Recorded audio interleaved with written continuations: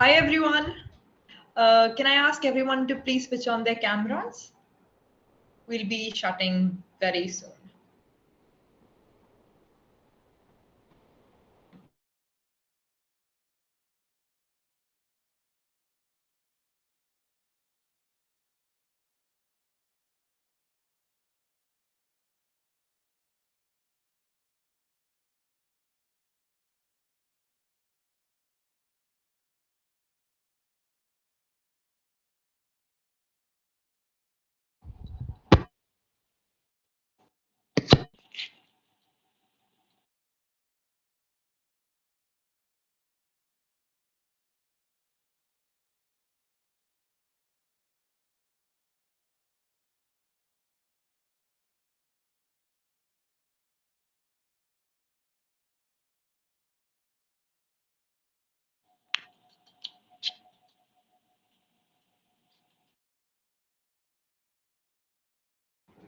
Amazing, I thank you.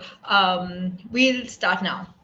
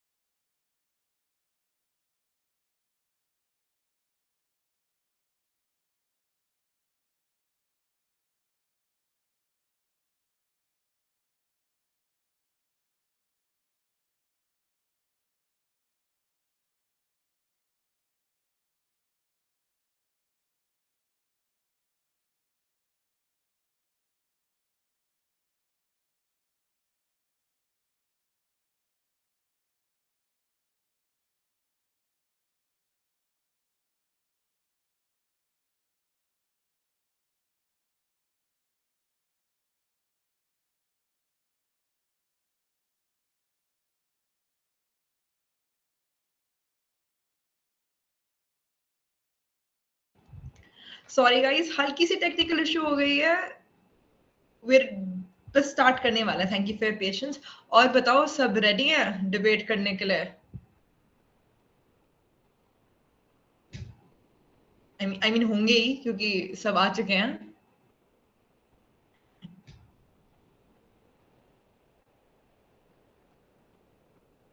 चलो फिर जंग में लड़ने जाते. जंग, सॉरी सॉरी, जंग नहीं, मतलब यू नो जो आसपास की सराउंडिंग टॉपिक्स हैं उन पे जब हम बात करेंगे तो जंग तो कह ही सकते हैं, but let's see. So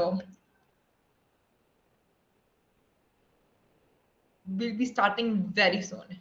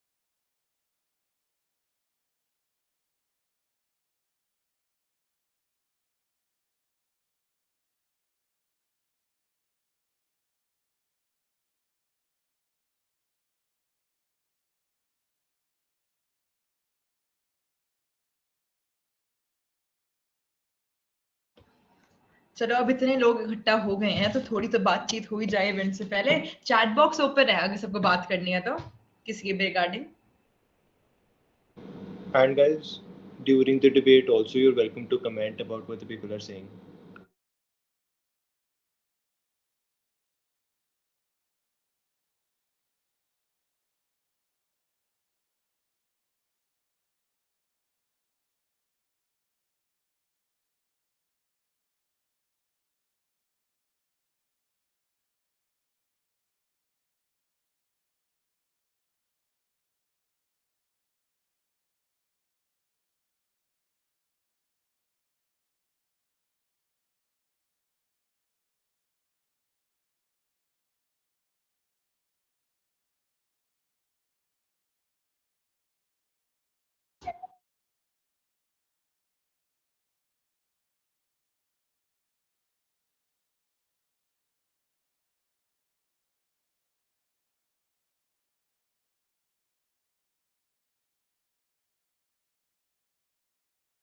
Am I audible? Yes, yes, very audible. Thank you. So we can start now. Good Guys, welcome my co-host. मेरी co-host आ गई है. Hello. Good afternoon, esteemed judges, our society members, and our debaters. We welcome you all to the much awaited virtual Vardat. Sorry. Virtual Vivaad brought to you by Kafila from BVP and Dealang Chaps from GTBIT. Today, I, Harkirat Kaur, and my co host Ananya from Kafila have been presented with the opportunity of hosting this event. Thanks for the introduction, Harkirat. And now a glimpse into DLC. Founded in 2006, D-Line Chaps is the literary and managerial society of JTBIT. Its mission is to provide students with platforms that help their holistic development and literary skills. Kafila was founded on the belief that literature has the power to transcend time, place, and culture, uniting us through the shared experience of storytelling. This society is a vibrant community of readers, writers, poets, performers, and enthusiasts who come together to celebrate the written word in all its forms. Both these teams have come together to bring this amazing event. Joseph Jupert once said it is better to debate a question without settling it than to settle a question without debating it.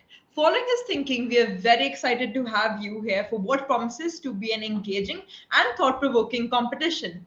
Today, our debaters will tackle some of the most pressing issues of our time, showcasing their skills in argumentation, critical thinking, and persuasion.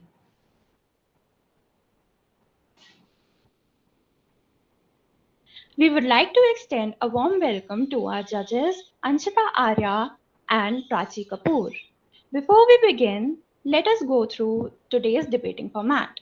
Each participating team has at least two and at most three members. The declaration of which team will be speaking for and against the topic will be made at the time of commencement of the debate. Therefore, all teams must be prepared for both sides of the argument. The participants get 2 minutes to prepare their arguments, and the debate is divided into three parts. The opening statement, which is to put forward your points and set the stage for your argument. Then we have the rebuttal, which is to challenge the opponent's points and defend your own. Then we have the concluding statement, which is to put forward your key points, summarize your argument, and persuade the judges. Each member of the team will be assigned a singular part. In the case of only two members, one of the members must be prepared for any two parts. The team debating for the topic will go first. Each of the each of the teams has a maximum of 2 minutes to put forward their points.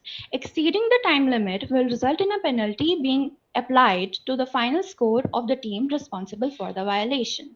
A stopwatch will be ticking on the screen and we will ping in the chat box when the time is up.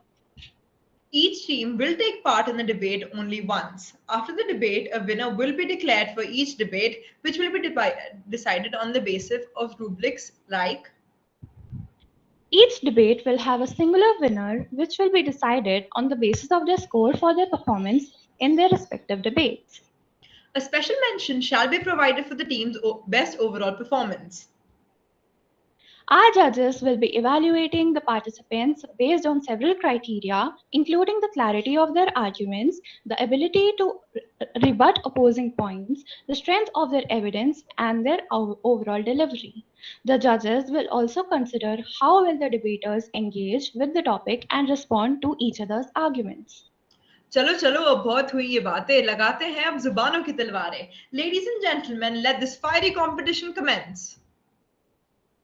Up for the first round, we have the teams Vivadians comprising Assis Kaur, Navneet Kaur, and Wonder Words comprising Ishika and Rudraksh. Sorry, there's been a change. The first team that will be performing is Argument Avengers and Debate Dominion. Argument Avengers will be speaking for the topic, and Debate Dominion will be speaking against the topic. Your topic is validity and positive impact of the 2024 budget. I repeat, validity and positive impact of the 2024 budget. You have 2 minutes now to prepare for the debate.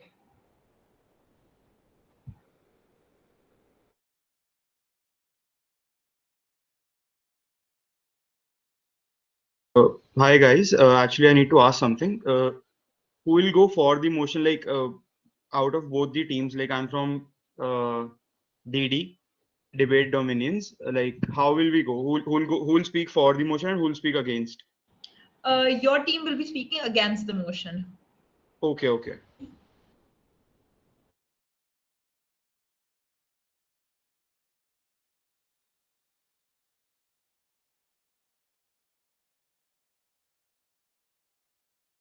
I hope that both teams are clear about their motions and they're preparing. I'll repeat. Argument Avengers will be speaking for the motion and Debate Dominion will be speaking against the motion. The topic is validity and positive impact of the 2024 budget. And your time starts now. All the best debaters. May I also request the debaters to switch on their camera when they're speaking?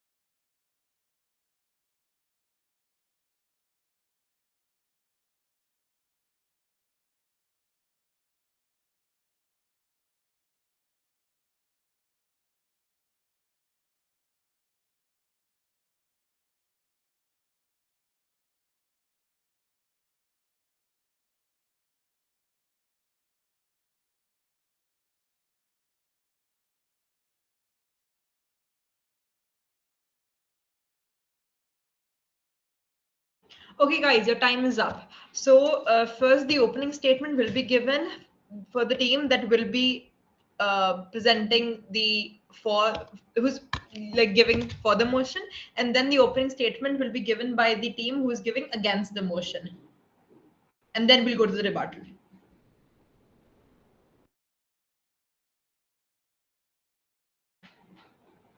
I request the team who's going for the motion to start. Argument Avengers, you can.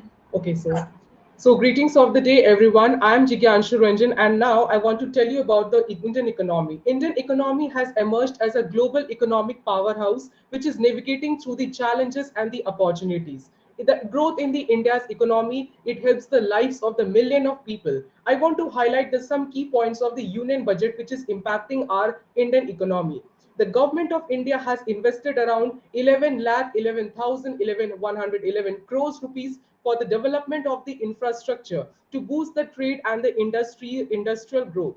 Apart from this, the government has also initiated of increasing the mudra loan up to 20 lakh rupees to increase the entrepreneurship in our country and boosting the employment opportunities. The government has also announced that they will provide around 15,000 rupees to every new fresher entrants who are going to work in the industry to encourage themselves, and also helping the women to come up in the job sector and to enhance the country's growth. I want to highlight the importance of the research, and the government has announced that they will initiate of 1 lakh crore rupees for the development of the different research institutes and helping the new people to do their own research work. Apart from this, the government has also initiated bringing the more flexibility to the different laws to initiate the free flow of the funds from the foreign countries to the different industries of our country. Now I would like to request my partner to do the conclusion part. So the format will be the first, the against opener will be going.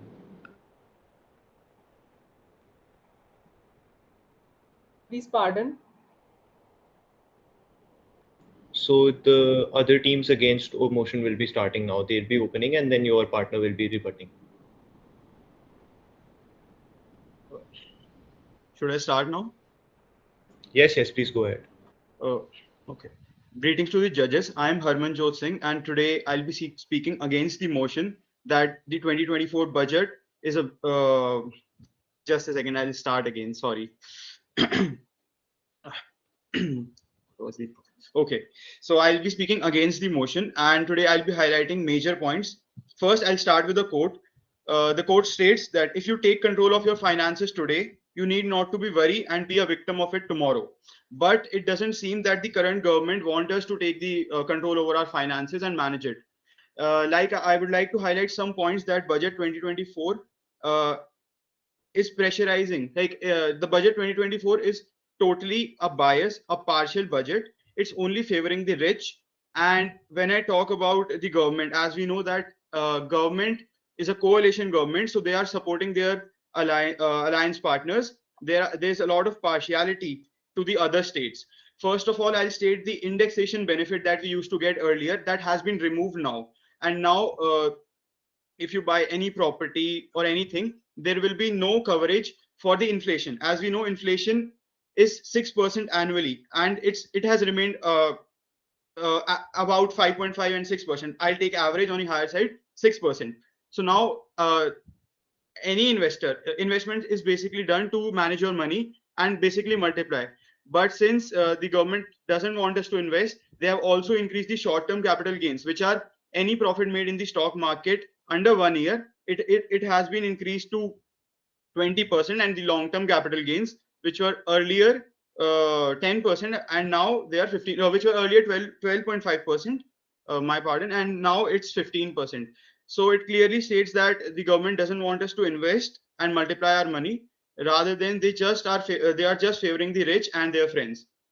Thank you.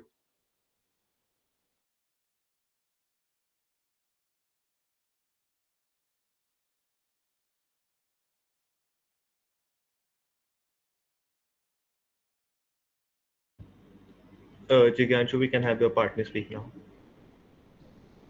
Hello, am I audible? Can you just confirm? Yes. Yeah. So, as there was a matter of only benefiting the rich, so I would like to give light on the fact that it is mostly because of the income tax slab, right? That they are taking the 30%. I want to say that even the tax slabs has been little more benefiting because there has been a relaxation of 1 lakh, right? 3 to 6 previously it was 5%, now it's 3 to 7. So 1 lakh has been exempted to the next tax slab. Second, the 12 to 15 and 15 plus lakhs has been untouched. They are not being touched, right? So it's not we are not going to claim that 2024 budget has been more benefiting the rich. It has been from the previous side. And from the previous years as well. Now there was a thought of the indexation benefit, right? So indexation benefit, due to the major criticism, it has been came back, and up to 23 July 2024 indexation benefit are given. Okay, so after that you will get the reduced tax slabs, right? So indexation, so it is like that we are giving you a benefit taking the other. So it has been done right now. Now we are giving you less tax brackets and removing the indexation benefit, right? And the second was the investment part, that there was an increase of LTCG and the STCG. I want to give a light to the fact that there was an economic report which shows that the youth unemployment has literally increased in 22%. So, but our stock market is growing. So, to reduce that, to stop that stock market bubble, there is an increase in the LTCG and STCG, and more benefit has been given to the long term, so that there is investment and people are not trading biasly on that for making some profit. It is about boosting the economy. So, it was the main purpose of increasing the LTCG and STCG. Yeah, thanks. This from my part.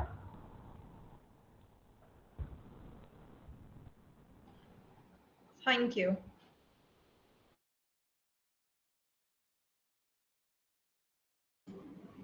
Harman, your partner can now continue. Sir, my partner is not here due to some network issues. So what should I I do think now? you can try and speak for their part as well. Okay, okay.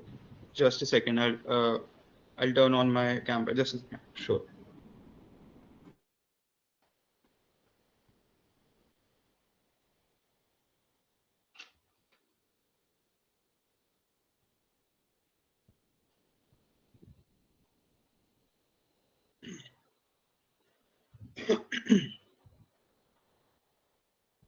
Okay, I'll start now. As Sneha just mentioned that the government has increased short-term capital gains and long-term capital gains to avoid the stock market bubble that is building. But I strongly oppose this point as we all know that Indian stock market has now reported many individual investors rather than the foreign institutional investors, and that's a major setback because this bubble can anytime burst. And now also, if you guys are updated, yesterday only Hindenburg reported another report on the SEBI's involvement in the Adani's offshore companies. That itself proves that the stock market bubble will soon burst. And also, I'll get back to the point that as they also mentioned that the unemployment of youth. I would like to state that government on its data is saying that they are providing free ration to 105 crores. So if government is providing a free ration to 105 crores, then what unemployment are they talking about? Like if 105 crore out of 150 crore people in India are depending on the free rations of government, then I don't think so that we have really reached the mark of providing employment to the youth. And there's no point of investing the money in the stock market unless and until you have employment options for the youth. And I think a major part of our Indian youth is just involved in stock market as it's something new that we have heard. Earlier, there were only 6% of the Indian population which are involved in the stock market, and now it has raised to 10%. So I think the government should do something related to that.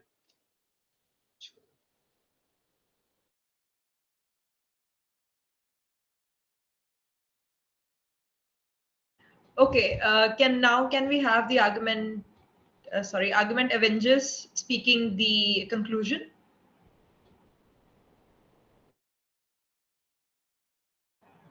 So according to the recent these estimates on the government, the amount of the money which the government is pouring into the development of the infrastructure for the country and the education, and as far as the solar panels and the renewable energy these are concerned, we can see that the government has a very positive outlook for the India's future and the growth engines of our country. And I believe that it is that the benefit of the India, that the growth in the India's economy will benefit the millions of the lives of the people of a country.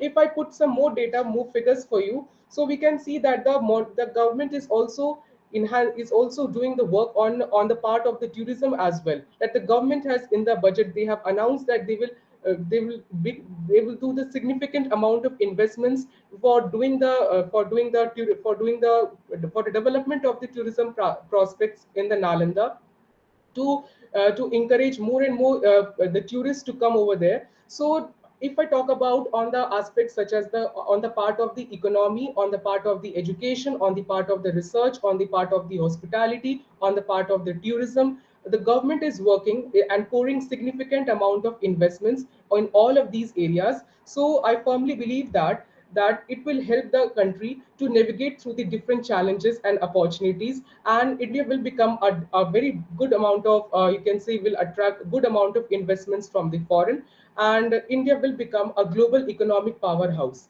And it is that, and the India's growth story isn't just a static, but it's a key which is improving the lives of the million of the people, and bringing down the poverty levels in our country, and thus overall India will be having a very positive scenario in the future. And yeah, thank you. Debate Dominion, can we have your conclusion? Sure. I'll start with the conclusion. Um, from the above argument, I would just like to conclude that we are today targeting to compete with China, America, and other superpowers. But are we really doing our part? Because China and America, these countries are spending about 10% of their GDP towards education. And what's our part of GDP spent to education? It's just 4%, average of 4.7%. And from previous years, the average is around 3.6, 3.7%. So I think education is the basic stone of any superpower. First we need to be educated, and then we need to apply that education in our country. But it seems that government is least interested toward that part. And also I would like to say that uh, economies are built when the governments are stable, but our government is only favoring a part of society and their friends. But the major part, which is the middle class and the lower class of our country, are suffering a lot. A person who's earning 100, 200 rupees as his wage cannot invest in the stock market. What he wants is a job security. He wants more jobs, and government has totally failed in it. But when anyone asks our prime minister that what are the employment options, they give a simple answer that anybody outside your studio who's having a tea stall is also generating employment. That's not what I expect from my prime minister. And last but not the least, I feel that this budget will only increase the rich poor gap. And stock markets, the role of stock markets was to regulate money throughout the country.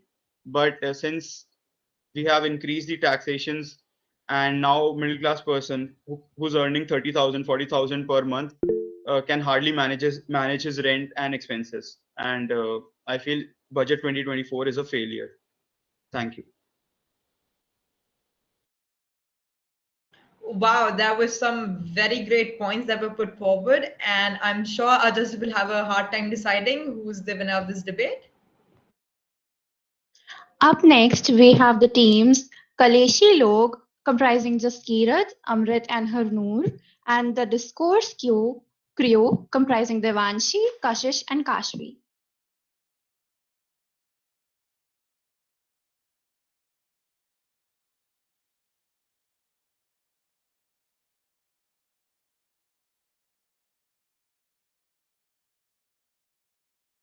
There has been an update.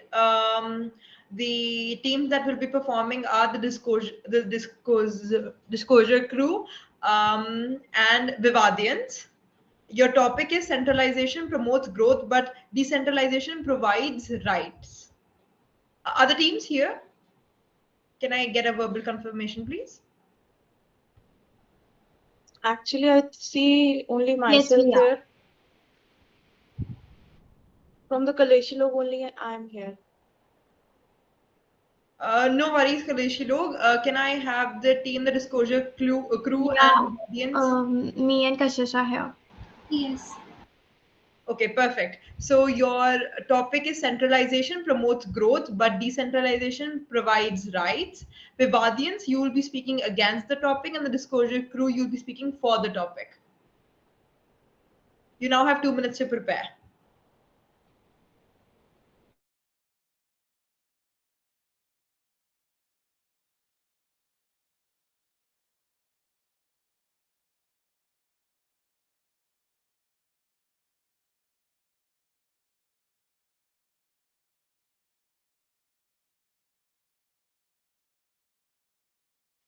Can you please repeat the topic once more?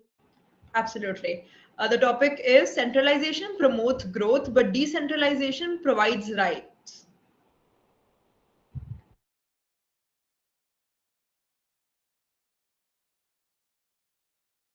Could you tell the motion of the team discourse crew? Yeah, of course. You'll be speaking for the motion. Okay.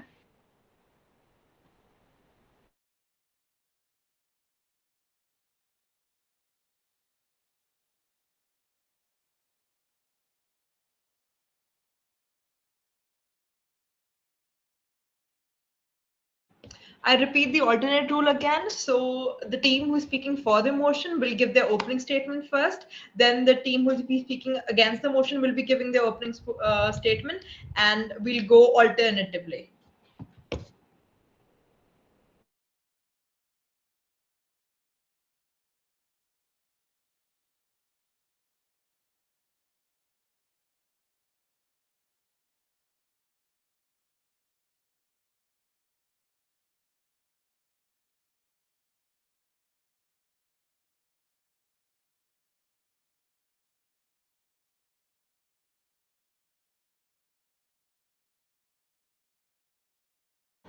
I'm sorry, could you please repeat the topic?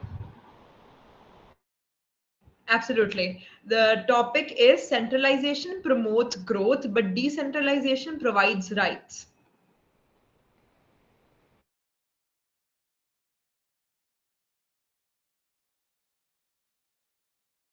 Could you please specify who is speaking for what? Of course. The discourse crew is speaking for the topic, and Vivadians is speaking against the topic. Your time is up.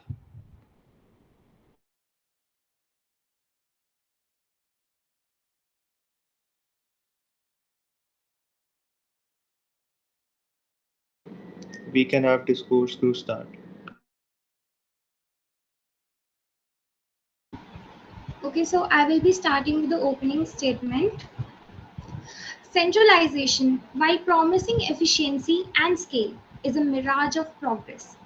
It's a top-down approach that stifles innovation, ignores local nuances, and concentrates power dangerously.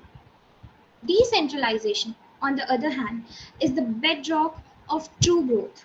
It empowers communities, fosters competition, and ensures that the fruits of development are distributed equitably. It's about giving people a voice, a choice, and a chance to shape their own destiny. Let's not be blinded by the allure of centralized control.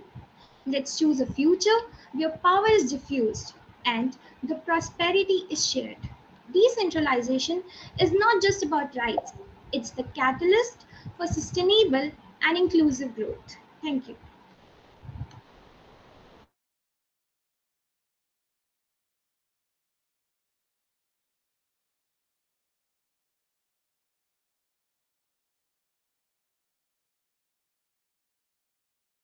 Okay, now can we have the team who is speaking against the motion give their opening statement? Yes, sure. So, according to my colleague, my peer, the decentralization allows local governments to better protect the rights of minority groups, which may be overlooked or suppressed by a centralized authority, and that is not okay. Local autonomy, decentralization empowers local communities to make decisions which reflect themselves, which reflect their unique opinions and ideas. Also, decentralization can lead to concentration of power, licensing the risk of abuse and the erosion of rights. Decentralization systems, decentralization systems of power responsive to specific needs and concerns of their citizens, ensuring that the rights are upheld in a way that reflects local context. This topic is something we should appreciate, we should not appreciate, because the rights of the minorities are in concern and they do not have to be judged or be in a specific way that others have to overlook them. They have their own rights, their own opinions, and their needs, and that should not be suppressed. Thank you.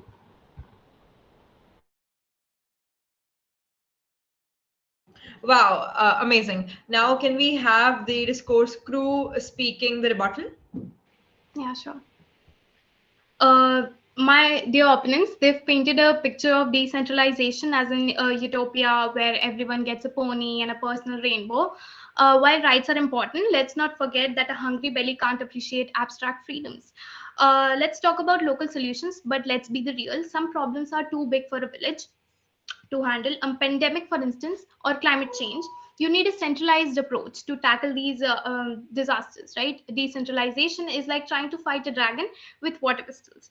And about, let's be honest, these are legacy issues, not failures of centralizations, like the blaming a car accident on steering wheel, not the drunk driver, right? We need systematic reforms, not a scattergun approach of decentralization. They fear a black hole of power. Well, let's hope it's a black hole of corruption too. Sucking it all the bad stuff, centralization gives us the tool to monitor and control to ensure that power is used for people, not against them. Right? So, decentralization might sound good on paper, but in reality, it can lead to confusion and how things slow down. We need clear, strong leadership for the center to drive growth. That's how we create opportunities for everyone. Let's not get distracted by arguments about small things, and the big picture is growth, and centralization is the key. Thank you. That was a great rebuttal. Now, can we have the Vivadians put up their rebuttal? Yes, surely.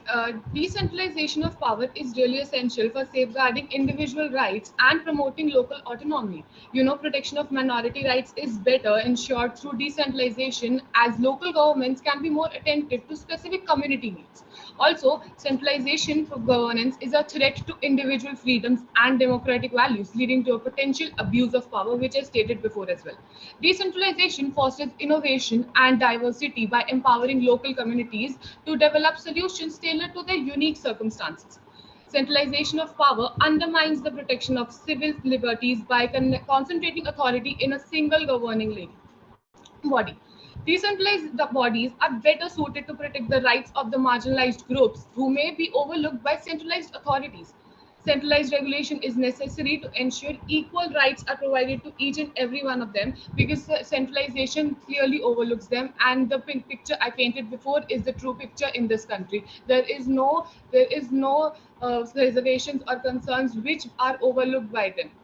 So we have to promote decentralization for the minorities, for the humanity, for the democratic, to be true, to stay true to their ideals, to stay true to the motives or the beliefs they had set put in when the constitution was uh, when the constitution came into effect on 26 January 1950.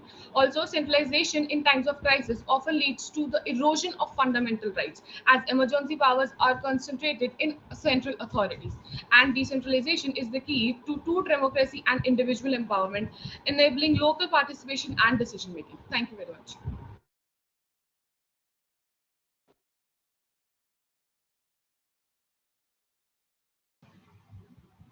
Amazing rebuttals by both the team. Now, can we have the discourse crew give their concluding statements, please? Yes, sure. Great. So, ladies and gentlemen, we have heard compelling arguments for both centralization and decentralization.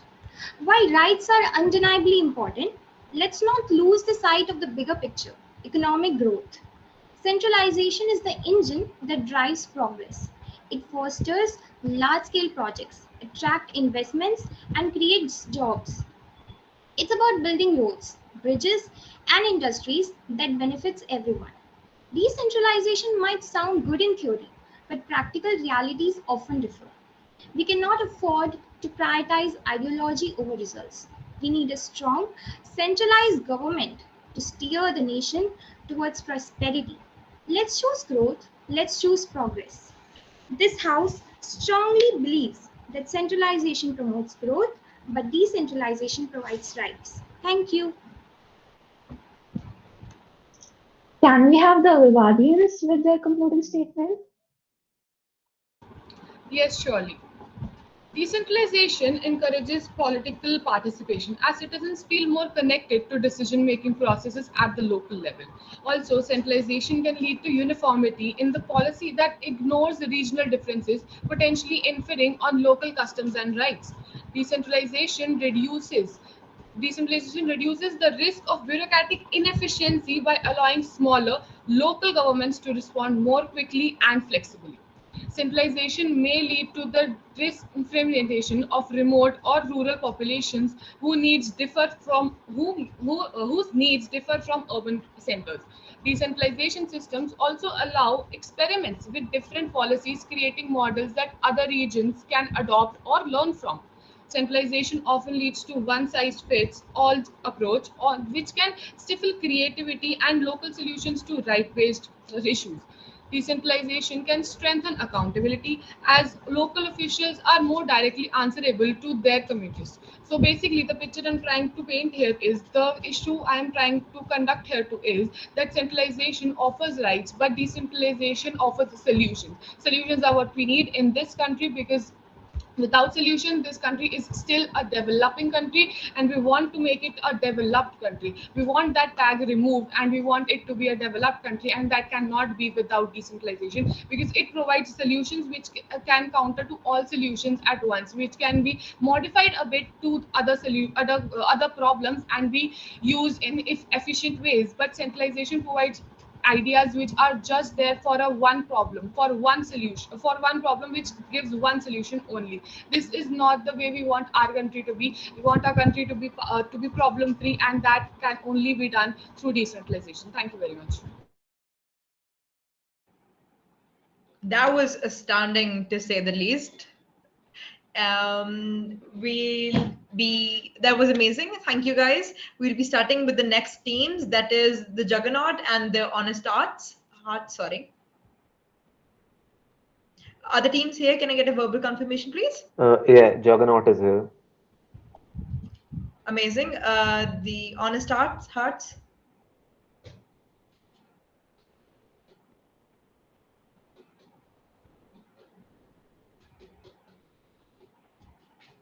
That's Chaitanya's team.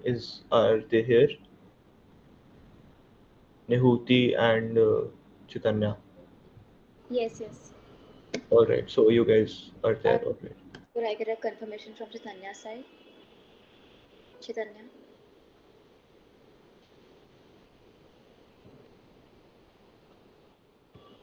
Just a second. She might have gone to washroom.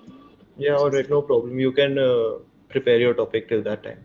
No worries. I have a Can we slide. go next? I think she's in washroom. She's not responding right now. Just give us a second then. I need to make an announcement. The whole point of debate is preparing on the spot and debating without reading. So if I can have everyone speak from their minds and not their papers, that would be great. Thank you. You can always refer points from the paper, but the whole point of debate is like speaking and making your words on the spot. So from now on, please take care of this. Thank you.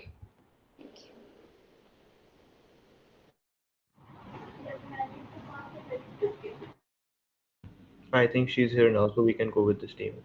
Yeah, Chaitanya is here, so we can start.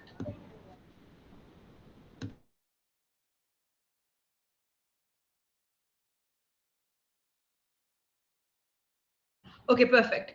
So Honest Hearts and Juggernaut are here. Your topic is abortion bill in USA, good or bad? And Honest Hearts will be speaking against the motion and Juggernaut will be speaking for the motion. I'll repeat.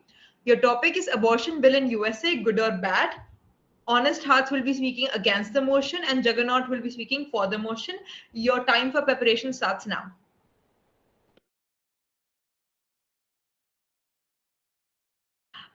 Please switch on your cameras, the teams that will be speaking.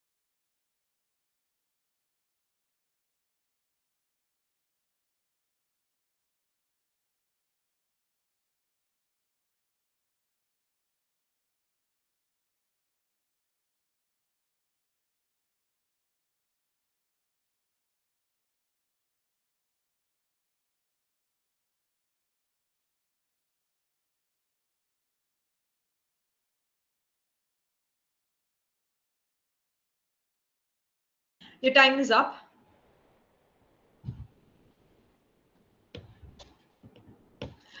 Please open your cameras, switch on your cameras, the team who will be speaking, and blow our minds. Okay, can I have Juggernaut speaking the opening statement? Okay. So hi, I'm Japandeep Singh. I'm from Juggernaut. I'll be speaking whether or not the abortion bill in USA, good or bad. I'm speaking for the motion. Right. So I believe that abortion is a very personal thing for a lot of people with uteruses, because there's many cases like assault and other crimes where you can't really go on and carry the kid, and there may be medical complications that may be included.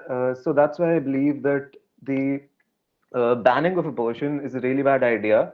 Outside of that, we also have a lot of overpopulation, and just producing more kids for no reason just perpetuates the idea of the population increasing. And right, the and I don't really believe in the whole continuing your legacy with bloodlines, because what matters more with the child is the emotional attachment you have. So I believe adoption is a very good way to decrease both overpopulation and the pollution that's caused by it. And many, like, let's take Netherlands for example. The sex education there is very good. So it also has like the lowest rates of teen pregnancies.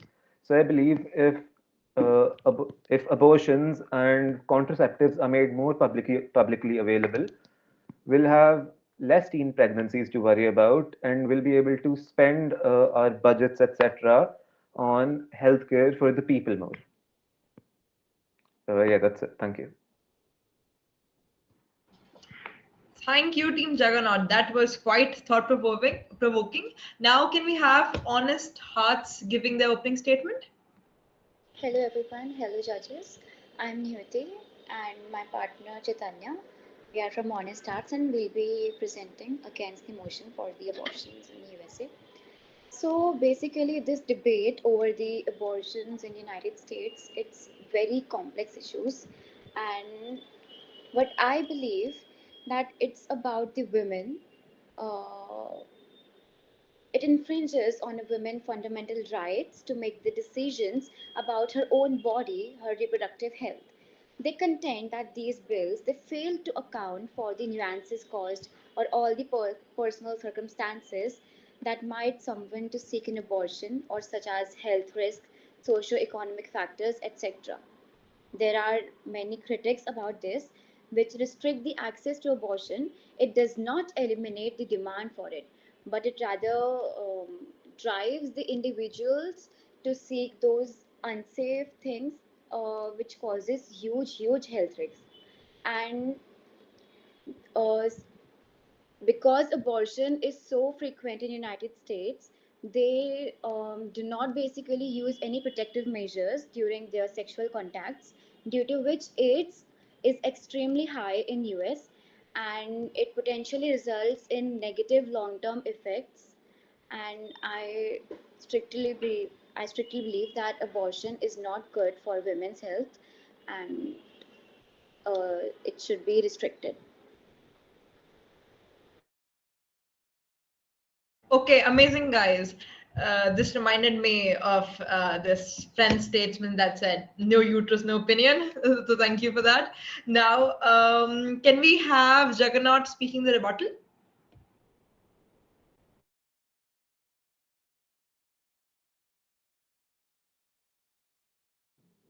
I believe I may have made a mistake because I thought it was abortion in USA, like, and it's actually bill.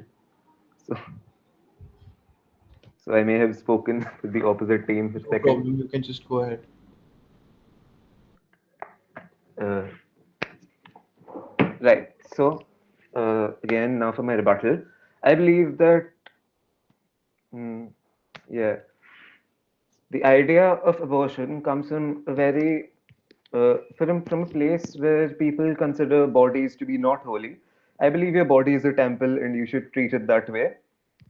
So when the legacy of someone comes through, you shouldn't have the right to abort a life don't when you don't know whether or not it wants to be alive or not. It can take the decision like later on or something. uh, yeah, and that's it. Japan, do we have your partner in the meet? It's Yes, we Anush. do. Arish Ranjan, he's going to be concluding. All right, fine. So we can move on to the next team's rebuttal. Well, come on, I believe that physical contact is such common nowadays. And if suppose a teenager, she's like 17 and she indulges herself into sex, and by chance she gets pregnant, what do you think she's supposed to do? Carry a baby when she's 17? Of course not. So, okay, did I just speak? Okay, so she does not tell her parents. She go to the hospital. She gets aborted. Uh, it's okay at this point of time. She might face some issues, but she'll handle it. But when she's in her 30s and etc., she'll face huge problems in her body, which will lead to shorter life. She she might lose all her senses in the lower part of the body. There have been a lot of cases, not only in US but worldwide. The US bill, there have been two bills passed. Firstly, abortion was legalized in the whole country. There was no count in the abortions, endless abortions happening everywhere. But then, secondly, in I guess in 2000s only, the number of abortions were restricted. There was a bill which said that the number of abortions should be counted, they must be checked upon, and if they are unable to put a hold on this, then they should ban the abortions because it is not the right thing to do. That's it. Amazing efforts. That's okay, Japandeep. I know everyone has their own opinions, and you still gave a very compelling debate, and that is the whole point of this competition We still to have the your conclusion. emotions and go ahead with it. Now, can we have your We have the conclusions. The conclusions yes? haven't happened yet. Well, this entire debate has gone over multiple twists and turns, with both the parties being very confused about the stance that they wish to put. Obviously, so because abortion is a very controversial topic, and in our opinion, it's more about the future, the prospect of a future life more than the body it that it is being contained right now. 2 years, 20 years, 50 years down the line, that person who has been saved just because the existence of this bill that says abortion is, well, illegal. We have a potential for a big life form, someone who could contribute to society, to the economics, to humanity in general. And with abortion, we are killing that chance. Hence, we conclude that abortion, however controversial, is a practice that should not be promoted, and hence we are in support of the bill. Thank you. Amazing. Now, can we have the other team give the conclusion?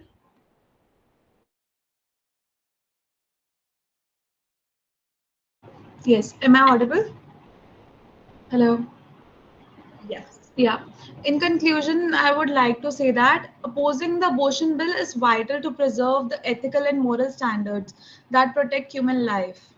So, this bill undermines the value of unborn, and we should instead focus on supporting expectant mothers through comprehensive care and abortion options. By rejecting this bill, we reaffirm our commitment to life and ethical responsibility. So, that's how I wanted to conclude this.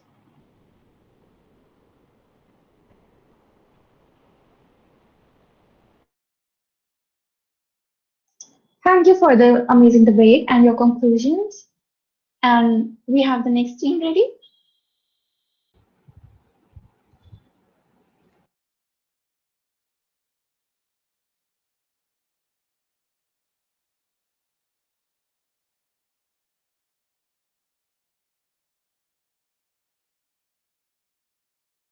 Can you tell it which is the next team, please? Yes, just a minute.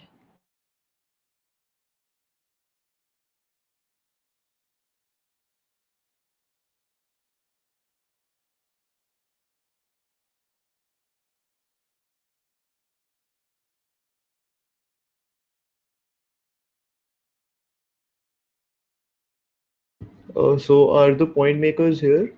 Can we get a verbal confirmation from them?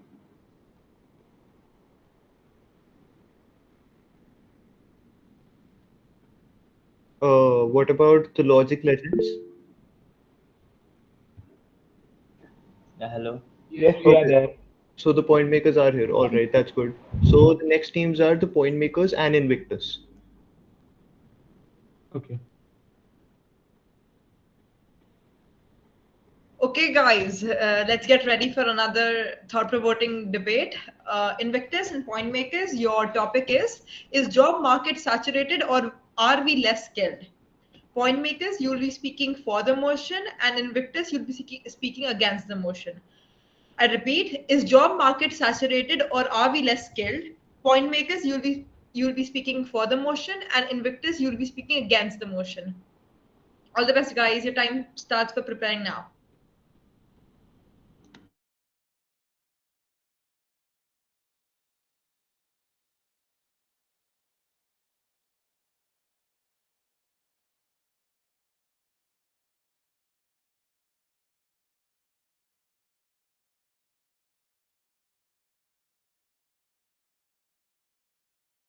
We have Invictus and Point Makers. So Raghav, we have two teams named Invictus. This is not your team. It is Kursagar's team. That Invictus we're talking about. Okay, okay.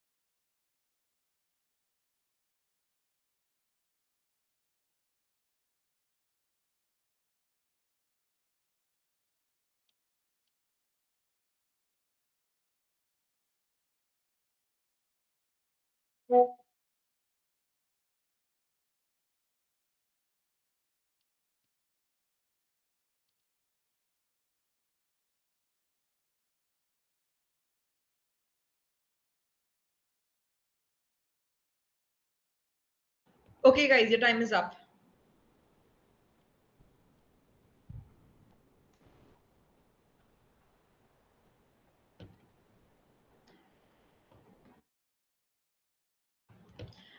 Can we have point makers giving the opening statement? Yep. Hi. Good afternoon, everyone. Myself, Chitrangada, and my teammate Mansha. We are from the team Point Makers, and we'll be speaking for the motion. Like as we delve into the topic of whether the job market is super saturated or the people are less skilled, I stand firmly on the side that the people that the issues is on this is not on the side of there are lack of opportunities, but the issue lies on the side that the peoples are not that much skilled to get those jobs. Like nowadays the companies demand for highly specialized skills, adaptability, and continuously learning has never been greater. Yet many individuals are entering the workspaces without entering the workspaces with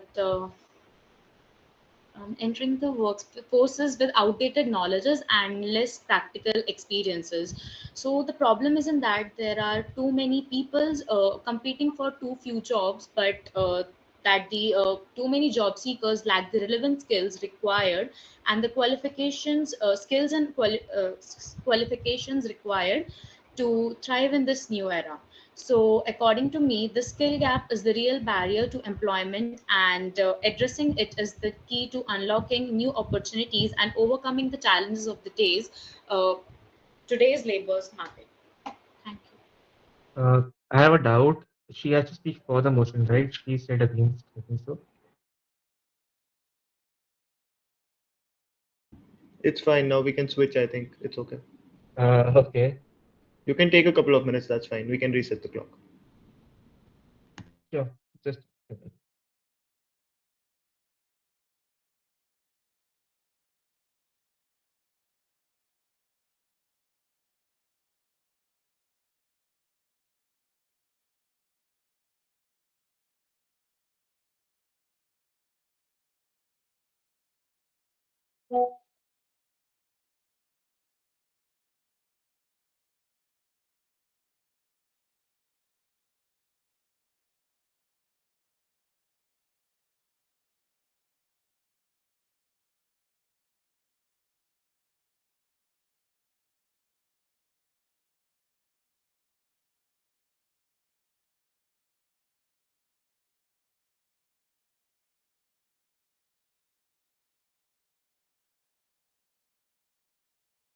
so can I start? Yes, go ahead, please. So my name is Kusaga. I am from Team Invictus. I will be speaking against the motion for the motion that the job market in India is saturated, and due to that we are getting less jobs. The first major point that I would like to highlight is we have a high graduate output. What that means is there are a lot of people who are graduating in the same industry. Like we are engineers, so we are graduating, we are doing engineering. So there are a lot of engineers in there, which has created a loophole that there are many people in the same job market. They don't want to diversify. First thing. Second thing, economic slowdown. So many times what happens is there might be a situation in which certain particular fields, like recently we have seen AI, might create job falls, which may lead to a market saturation condition in which the people who know the topics will be preferred more. And we can see it through our LinkedIn profiles as well. If we go and search for the jobs, there are places where we might find that you need a 5 year experience or 4 year experience, and those are the jobs that we want. So there is a high level entry barrier you can see in the normal industry. Moreover, if we see there are no less jobs in the traditional sectors, like if you want to set up a farm or to farming and to different types of things and going to industry, there's a high set of barriers. So these things are a setback in which we can't handle the job market very well. Secondly, if we see, then under empowerment, moreover, we don't have internships. Like recently, the government has introduced an internship bill, but before that, we don't have enough internships, due to which there is a growing up market gap, and the job market has been saturated right now. Then we don't have a free, we are looking more into a freelancing economy and freelancing gig worker economy, where we want to work, but there is a heavy entry barrier in those jobs too. Because if we see the higher IT output of Indian economy is typically based on how we look into like the economic basis. So I like to conclude my first piece here. You can like the team can speak. Yeah. Excellent points from both team.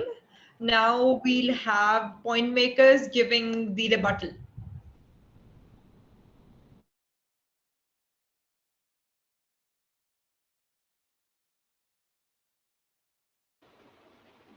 Yeah. So I would like to say, add like mismatch between education and industry needs. Like there is often disconnect between what is taught in education institution and the actual needs of the job market. Many academic programs focus on the theoretical knowledge rather than practical, which are required by the industries. So as a result, graduates may find themselves unprepared for the demands of the workplaces, leading to skills gap. And many job seekers focuses heavily on obtaining degrees and certificates, often at the expenses of gaining practical experiences. While While academic qualifications are important, but they do not always translate into the hands-on skills required by the employers. So employers often prefer candidates with relevant work experience. Um, Also, the job market the job market increasingly values entrepreneur skills even within stabilized companies. This includes the ability to innovate, take initiatives, and solve problems more creatively. So, job seekers who lack these skills may find it difficult to thrive in the roles that require them to think out of the box or take ownership of the projects. Also, like as the world becomes more digital, so those who lack basic digital literacy or advanced technical skills may find it increasingly difficult to compete in the job market. That's it. Thank you.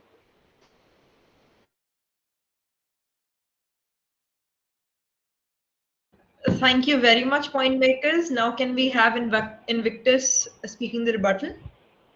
Yeah, sure. So basically, to what Chitrangda had to say, I would like to say that the reason the people do not really focus on job like building skills is due to we are pushed in a rat race at a very early age, right? So the rat race is basically ultimately when we try to get out of it, it is very difficult to get out of it because of the norms that are going on and continuously what is happening, right? Whether be it in the education sector or the job market sector or any sectors in general that we talk about, right? So the conventional methods are ultimately the ones that actually get us through what we want to get through, right? So when we actually when let us take an example of the startup ecosystem, right? So the startup ecosystem, while in India it has grown, but still at a larger scale startups fail drastically, right? So basically resulting in job losses again and increased competition for positions that are in already established sectors, right? So yeah, that is all I have to say.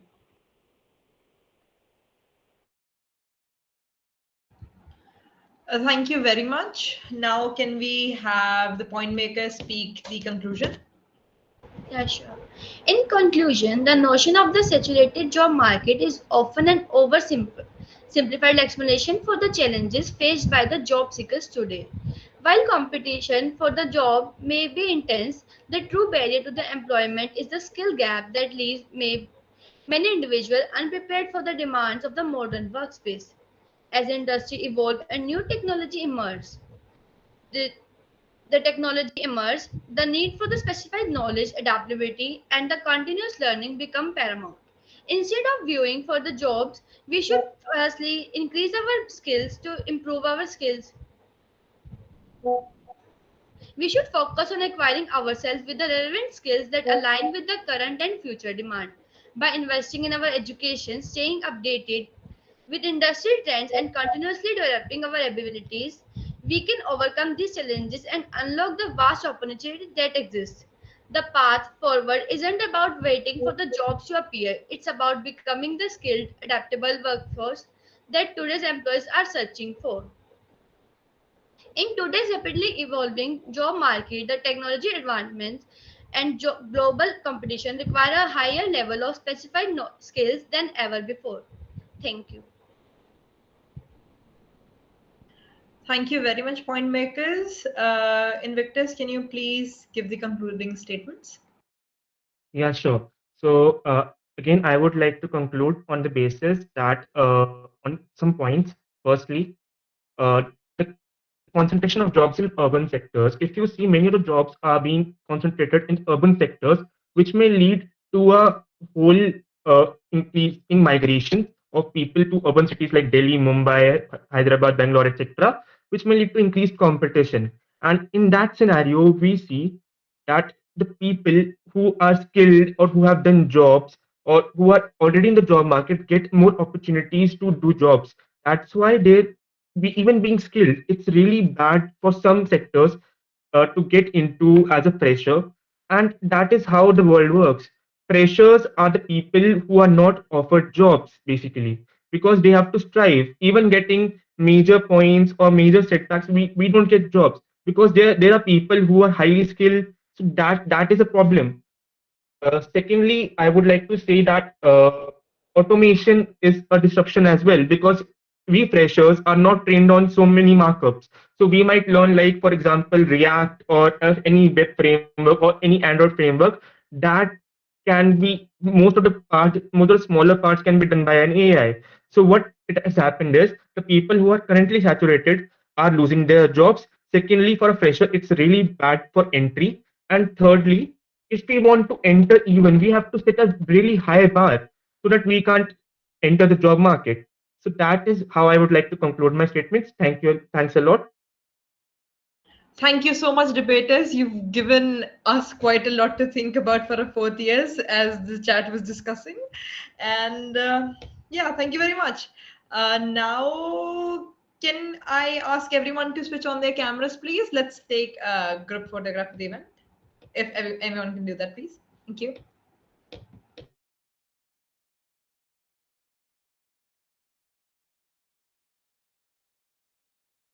Whosoever among the audience and the participants can also switch on their cameras, please. Thank you.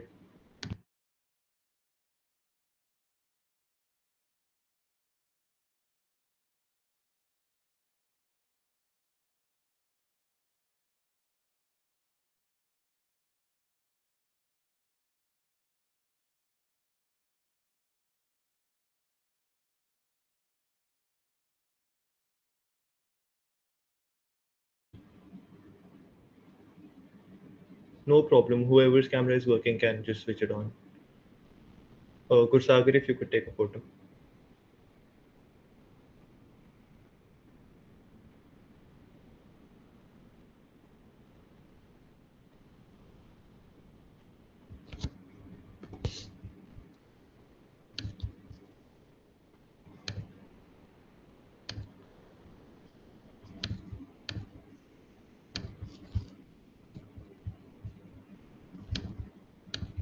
All right, we can continue now.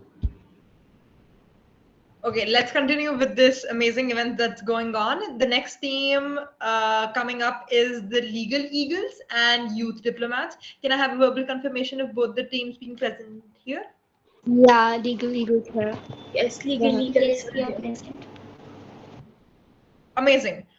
So your topic is one child policy in India. Legal Ma'am, your Eagles? voice was not audible. Can you repeat? Yes, absolutely. Your topic is one child policy in India. Can you please Legal write the topic in the chat box? Sure, all Yes, right. yes, absolutely. And we are against the motion or for the motion. I'll just be telling that in a minute, just a moment. Sure. Legal Eagles will be speaking for the motion and Youth Diplomats will be speaking against the motion. I'll repeat. One child policy in India is your topic. Legal Eagles will be speaking for the motion and Youth Diplomats will be speaking against the motion. You can see it in the All chat. the best, guys. Your time starts for preparing now.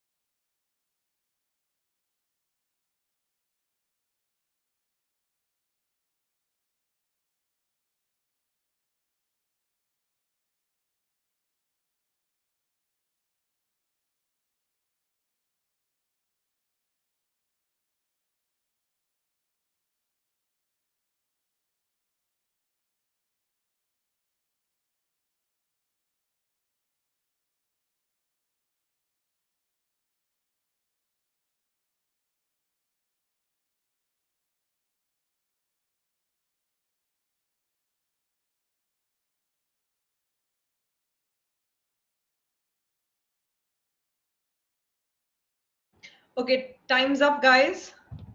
Are we ready for another round? Can I have Legal Eagle speaking the opening statements, please?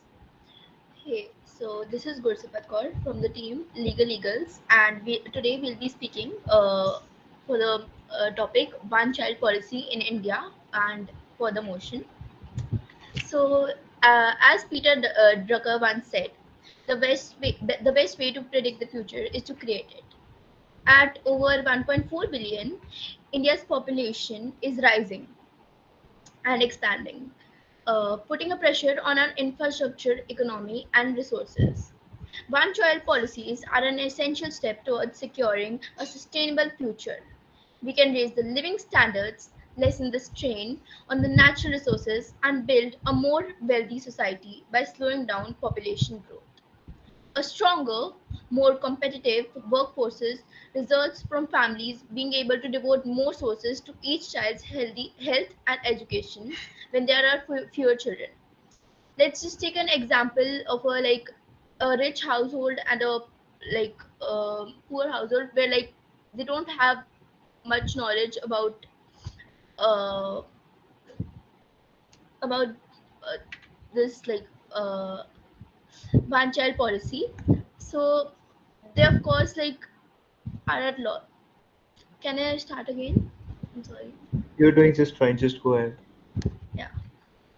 So a stronger and more competitive workforce results from families being able to devote more resources to child's health and education when there are fewer children.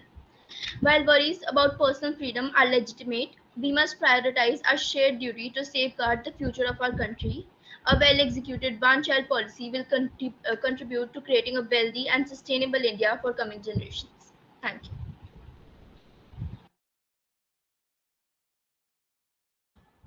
Wow. Now can we have youth diplomats giving the opening statements? Fine, should I start? Yes, yes. Just switch on your camera if possible. There are some technical issues, I'm sorry. Okay, no problem. Fine. While some believe that limiting families will help control our population, we must remember the lessons from past.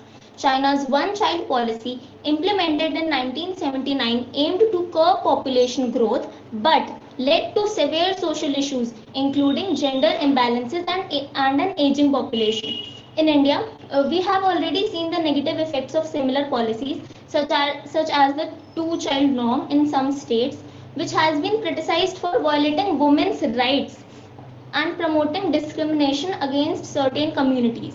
These past mistakes remind us that population control should not come at the cost of individual freedoms and rights. Currently, India's fertility rate is declining naturally, already about 2.3 children per woman.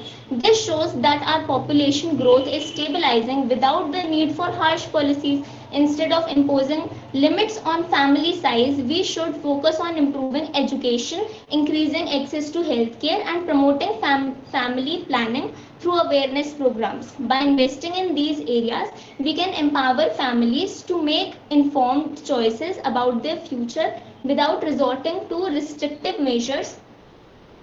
Let us wait. 1 minute 16 seconds, fine, I'm sorry. We have a diverse and vibrant culture that values family. Imposing a one child policy could disrupt the culture fabric and infringe on personal freedoms. Families should have the right to decide how many children they wish to have based on their circumstances and desires. This is what I believe. India is witnessing a gradual decline in birth rates, as I previously mentioned, thanks to improved education and access to healthcare. Instead of enforcing a one-child policy, we should focus on empowering women through education and providing better reproductive health services. Thank you, youth diplomats and legal eagles, for your opening statement. Now we'll go to rebuttals. Legal eagles, please give your rebuttal. I need to confirm one thing. Wasn't it like 2 minute I'll speak and 2 minute my partner will speak?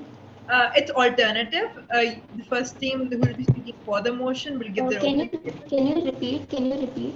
Yeah, the first team who will be speaking for the motion will give their opening statement. Then the other team who is speaking against will give their opening statement. Then the team speaking for the motion will give their rebuttal, and the team speaking against the motion will give their rebuttal. And same for the Fine. conclusion, it will go alternative. Fine. Can I have Legal Eagle speaking their rebuttal, please? Sure. Yeah, I'm Chahat Kapoor and I'd be speaking the rebuttal for Legal Eagles. Yeah, thank you. I support the one child policy for several compelling reasons. Firstly, it allows family to better allocate their resources. For example, a family with one child can invest more in that child's education and health, leading to a better outcome and higher quality of life. Secondly, it helps manage infrastructure and services more efficiently. In high density cities, fewer people mean reduced traffic and improved air quality, making daily commutes and living conditions more pleasant. Lastly, on an environmental level, the policy helps curb resource depletion and reduce carbon emissions. With a smaller population, there is less strain on natural resources, leading to more sustainable and healthier planet. In summary, the one-child policy promotes effective resource use, improves urban life conditions, and supports environmental sustainability, making it a practical and beneficial approach. Thank you. Thank you for your rebuttal. And now, can we have youth diplomats giving their rebuttal? Yes, ma'am. Yes, ma'am. Hello, am I audible? Can you switch on your camera? Actually, ma'am, I'm not in a situation. I'm so sorry for that, but I That's can't. fine. That's fine. It's Thank you, okay. ma'am. So this is Yuvraj Pandey from Youth Diplomat, and I'm here for the rebuttal round. So if we talk about one child policy, there are few points which are against the one child policies. As in India, India is a very much cultural country irrespective of other countries. In India, there are various types of cultures. So first of all, if we talk about one child policy, it is against the culture preference. In many parts of India, there is culture preference of for male children. A one child policy might uh, be against for gender selective practices. There are many practices which are only performed by male childs. So if the one child policy is applied or applicable, then and if a family or a family doesn't have a male child and only has single child, and that to a female, then it will be a difficult task to perform these all cultural practices. And some more points like economic impact also. Strict one child policy would eventually lead to rapidly aging population, but there will be a very much gender imbalance in between, where there are many works which are performed by only men, if according to economic impacts, which are not being done by females. So it will create a gender imbalance also. Then if we talk about the gender ratio in India, so it was in 2011 census, it was 940 females per 1000 males. And if there is the applicability of one child policy, it will more or more reduce.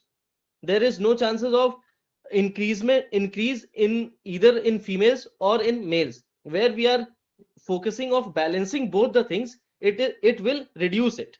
So I think applying one child policy is a boon for us. I submit here.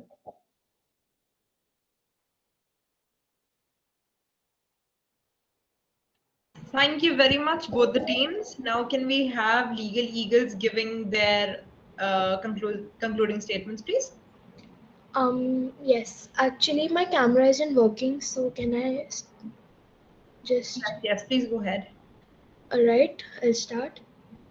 Greetings, I'm Tanishka from the Legal Eagles, concluding the debate. As we wrap up our discussion on the one child policy in India, it's clear that this issue touches on complex, On one hand, the policy aims to address overpopulation and its related challenges. The idea behind a one-child policy is to control population growth and help manage resources more effectively. It aims to improve living standards by reducing the number of people each family has. In conclusion, while the goal of managing population growth is important, we must carefully consider how such policies impact individual rights and societal balance. Finding a solution that respects personal choices while addressing population challenges is crucial. It's about striking the right balance to ensure a better future for everyone. Thank you.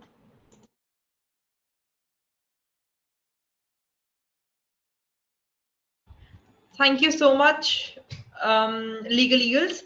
Youth diplomats, can we have you giving your concluding statements, please? Yes, from again Yuvraj here. So I'm here for the concluding statements. So at last, if we say that history has shown us the adverse effect of such policies, including human rights violation, cultural disruption, as I have told in the rebuttal round, that the India is a country which has various cultures. So it will anyhow interrupt, or we can say hinder the cultural practices which we Indians perform in various regions. So it will be hindering all these practices. By respecting personal choices and fostering a culture of awareness, we can achieve sustainable population growth while preserving our values and freedoms. One thing more, if we talk about human rights violation, enforcing one child policy may lead to coercive measures such as forced sterilization and abortion, which violate basic human rights. As if some or the other way, this will be the main this will be I'm so sorry. The point I have said about human right violation, enforcing one child policy may lead to coercive measures such as forced sterilization and abortion. These practices will be performed if one child policy is applied or enforced in India. So my conclusion is that applying executing one child policy in India, a country which has so many various kinds of practices, we can say customary or cultural or practical practices which are performed, it is not possible in such a country to enforce these policies. And one more point, the basic point which I had earlier told, that gender imbalance, it will create, it is practically proven that it will create gender imbalance in country. I submit here my. Thank you for the concluding statements, and we have an announcement to make. All the participants who have not switched on their cameras will have their marks deducted for that. I hope you were aware of it. And अब से अगर camera नहीं on होगा तो you will not be allowed to speak. So I'm so please sorry. fix. I'm so sorry. Excuse me. No. Yes. Actually, the meeting was ended by mistake. I was switching off my mic, but by That's mistake okay, I have Yuvraj. We can ended move the on. meeting. So It's okay. is there anything I had missed, or I was speaking, or you were not able to listen? No. We finished the whole thing. Okay. Okay, that was wonderful. Now we'll be having team. I'm sorry, just a minute. Team Symposium and Team Kafir here. I had to say something. Yes, Chahat, go ahead. Yeah, so Tanishka of my team will be not switching her camera on because of some issues. Is that all right? All right, fine. We'll consider. We can move on. Sure. Okay, can I get a verbal confirmation from Team Symposium and Team Kafir? Team Kafir is here. Team Symposium is here. Amazing. Your topic is freedom of speech versus hate speech. freedom of speech versus hate speech.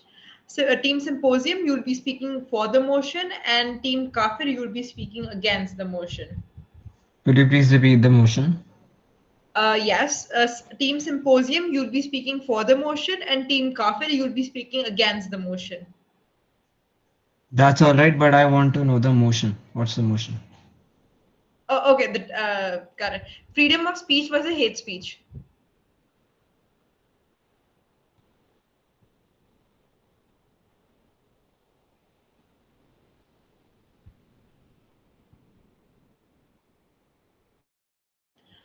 Your time for preparation has started.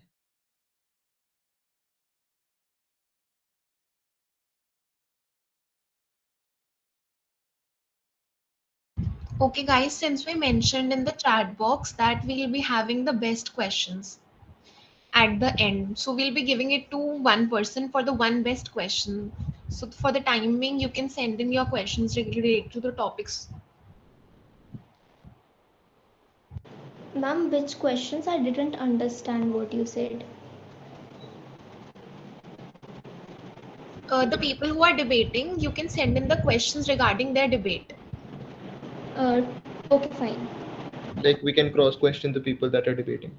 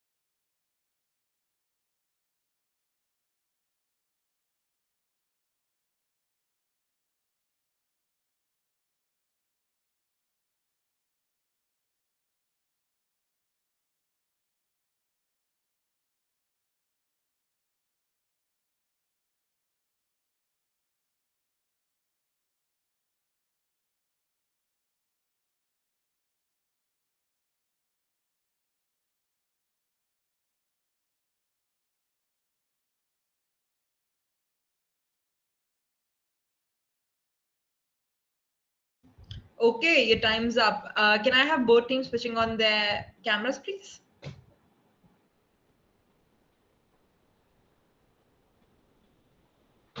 Amazing. Can I have Team Symposium giving their opening statements? I just want to confirm for a second, like if we are team symposium and we have to speak for this motion, so we have to speak for the freedom of speech, right? We just want to confirm. That's right. Okay, cool.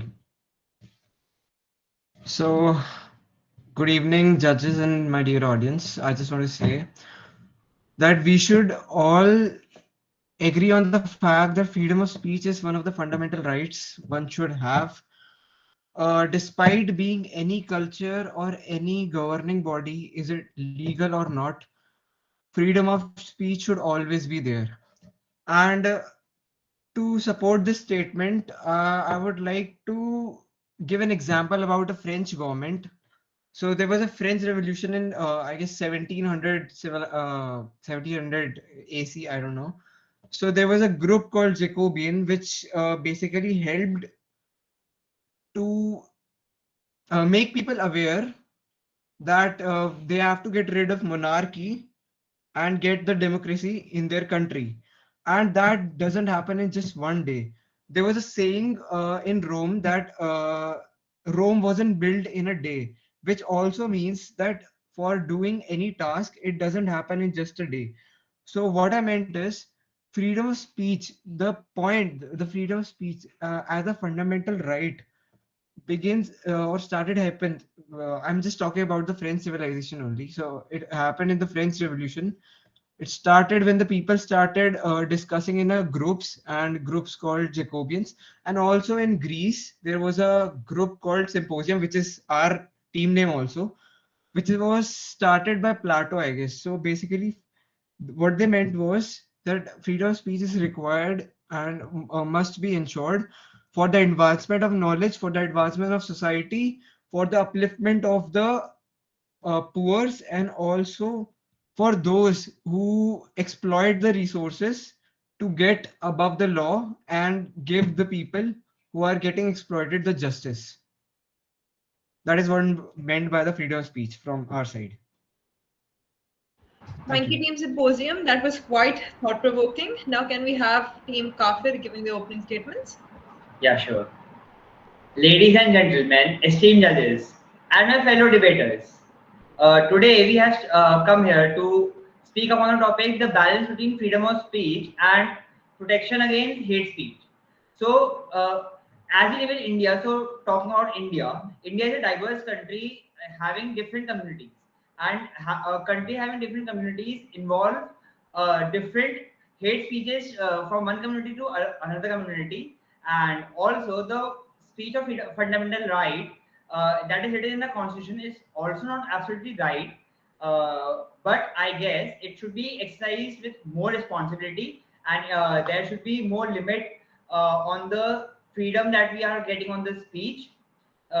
Secondly, the freedom of speech inculcates in us the aspect of violence, uh, spreading misinformation, and fuel discrimination also. And one more important aspect that it creates is a gap between different various communities.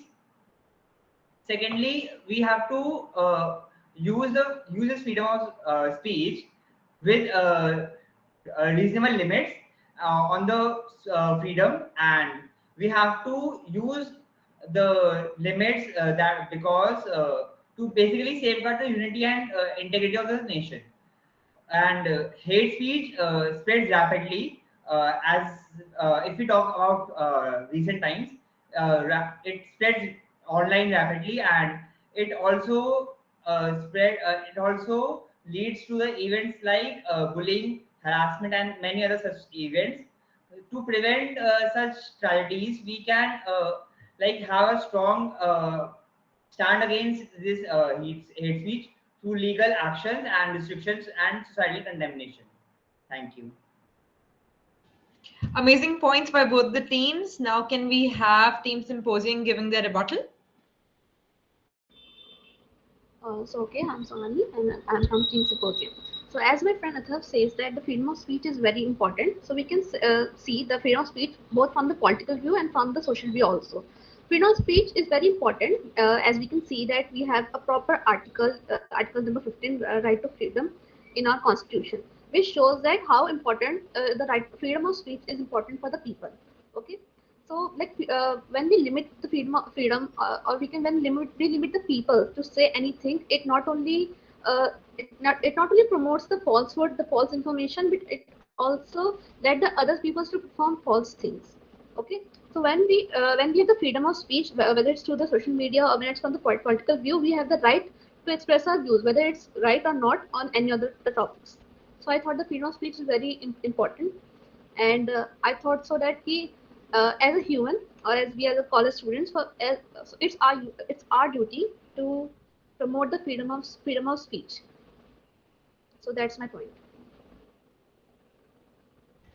Very good points, Team Symposium. Can we have Team Kafir giving their rebuttal?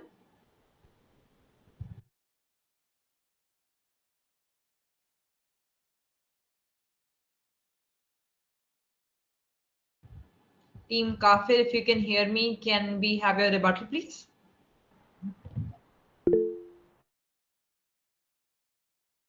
He's there on the screen, I guess.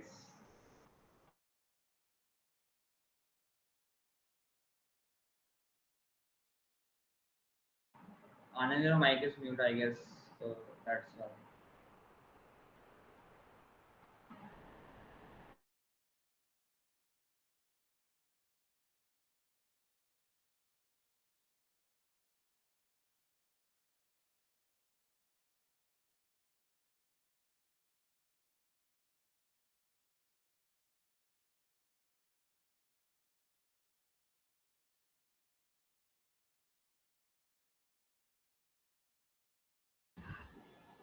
No, Anand, you're not audible. Your screen is showing that you're muted. So maybe that's the issue. Or you can join again if you're having any technical problems.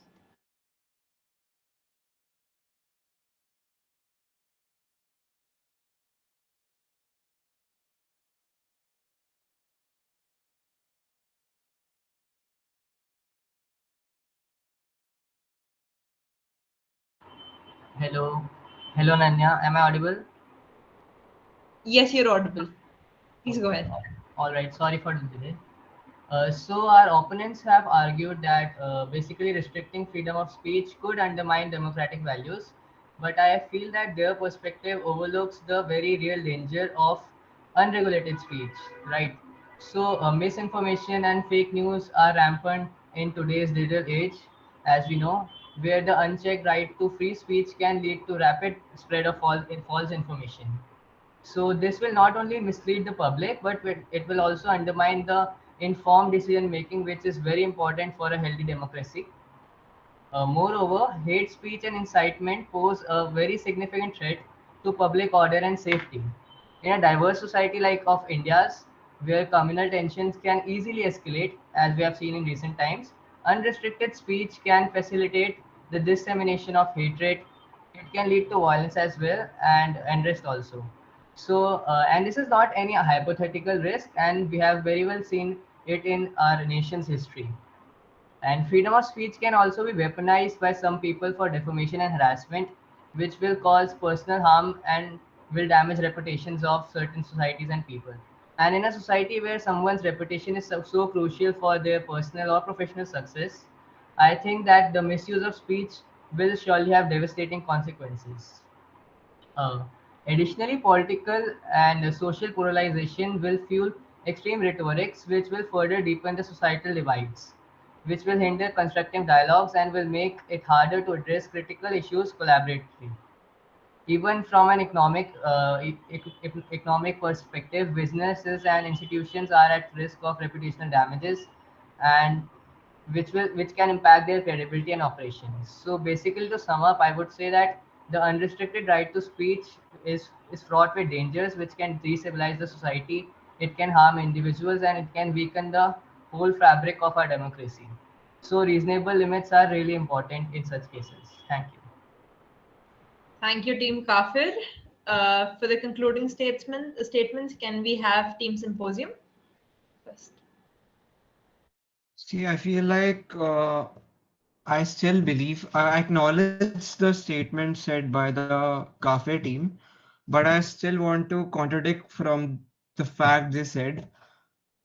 I feel the hate speech. Okay, so they're saying that from the freedom of speech, the one might spread the hate speech.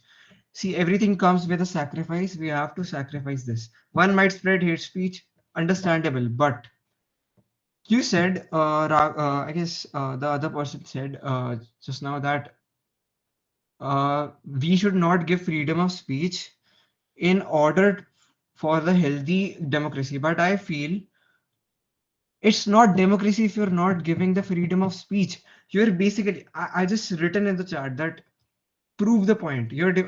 Britishers have control over us. They're not giving us the freedom of speech. They were basically ruling all over us.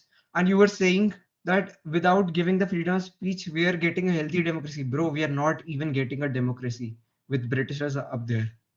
So that's not a valid point. I don't believe that's a valid point. Also, secondly, the point you said about the hate crime. See, if anyone have the freedom of speech, even the poor or even the one who is getting exploited can come on the internet and tell his story. That might be fake. That's true, but that's the job for fact checker and our cyber cell, right?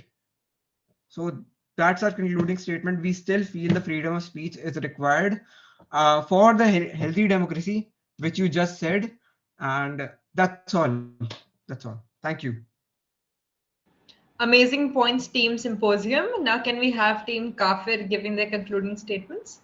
Yeah, so to start the conclusion, I will start with the question raised by my opponent team. It was that if we are not getting freedom of speech, then it will be the like the past only that the British government is ruling and we have no freedom of speech. So basically, my point on that is that freedom of speech should be there, but the restrictions also should be there. That the freedom of speech should not relate. Freedom of speech should not go on like there should be no verbal violence along with that, and also freedom of speech is not the only thing that we are getting a freedom to talk about anything, but it is mainly the aspect that how we are using the freedom of speech. Many people nowadays use freedom of speech in their favor, but actually the mindset should be that we are using the freedom of speech for the society favor. And also many times we have noticed that while someone expresses their freedom of speech, it not only it not comes out like a speech, not a conversation, but it comes in a form of verbal violence, and which makes the which makes the problem erupts in a community or between different communities. So my basic point is that we should be using the freedom of speech really thoughtfully, and if we do that, then the country will be also a democratic country, and also we can have thoughts and we can have points to prove, but in a certain restriction, within a certain limits. Thank you. Excuse me, I'm from Team Symposium and I want to ask for a favor. So can I rebuttal this, like what he just said? It will just take a minute. I'm afraid you'll be taking extra time. We'll have to cut marks for that. Okay, so that's All right. Yeah. Thank you. Thank you both the teams. You made me recall all my 6th to 9th, 10th political science every chapter. So thanks for that. Now we have another interesting topic coming up, and I guess a lot of people will be talking about it. We have team Logic Legends and Invictus with us. Yes. Team Logic Yes, Legends. yes. Logic Legends is here. Okay, amazing. Your topic is college reservation in India valid? I repeat, is college reservation in India valid? Team Invictus, you'll be speaking for the motion, and Team Logic Legends, you'll be speaking against the motion. I repeat, is college reservation in India valid? Invictus, Team Invictus, you'll be speaking for the motion, and Team Logic Legends, you'll be speaking against the motion. Your time for prep is right now. It starts right now.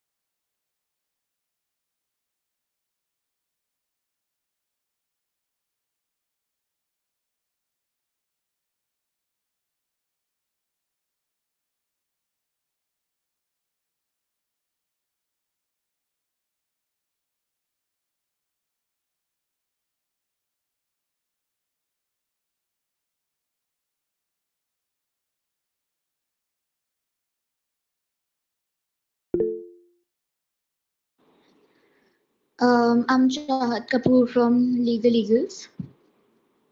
Yes. I please request the youth diplomats to answer the question mentioned in the chat box. Uh, we will be answering and taking some questions while we're evaluating the results after this debate. Sure. So as the Your doubt, time. This is the last debate for the day. We'll be having all the doubts and questions after this debate. Fine. Okay, let's get started with our last debate for the day. Last but not the least. And for that, can we have Team Invictus giving the opening statements? Best of luck to both the teams.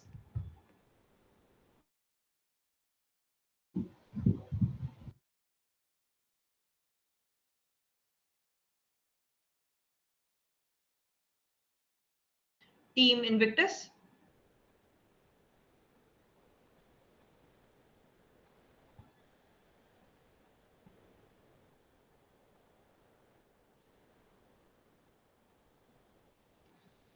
Team Invictus, I can see you. Maybe there's a technical issue. If you want to leave and rejoin, you can do so.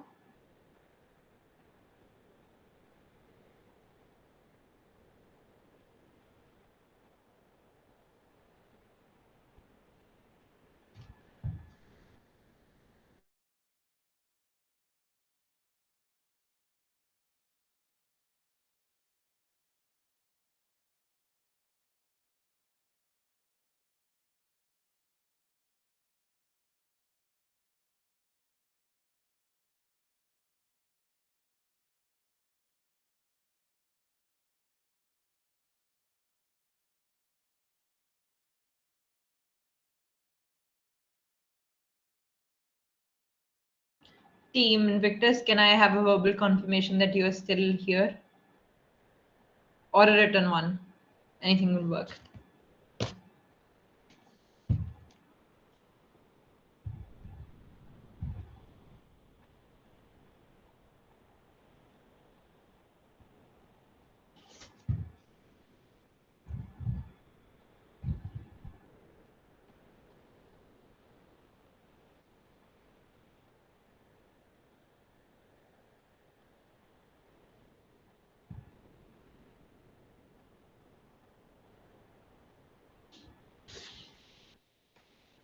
Team Invictus, Raghav, Priyanshu, Rishi, anyone?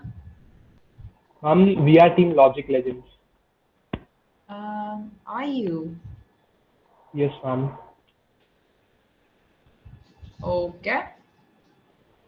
but actually there is a Logic Legends team with Prabjot, Yogita, and Jasleen also. Actually, we have just filled in the form with the Team Logic Legends only.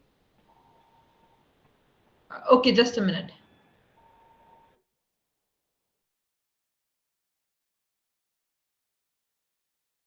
But we have your name as Invictus in the form. I have cross-checked. Okay, so shall we start then? I think there's some Yes. misunderstanding. Yeah. Raghav, Priyanshu, Raj, and Rishi. Yes, ma'am, Rishi is not there, so I'll start. No worries. Okay. Hello, everyone. This is Raghav Sharma, and just a second. Yes. Today we gather to debate one of the most pressing and controversial issues in our education system, that is college reservations in India. I stand before you to argue for the motion that the college reservation in India is valid. So when I think we all know that since the ancient times, the Indian society has been discriminated. We all have seen how there was a discrimination on the basis of the caste of the people. Due to this, many people were not able to get the opportunities which they deserved, which they wanted. And I think that this is the most suitable reason that India is trailing behind even today. We don't have the equal participation of everyone in this era, and it has been continuing since the ancient times. So I do think that it is the best way that each and every person gets equal opportunities.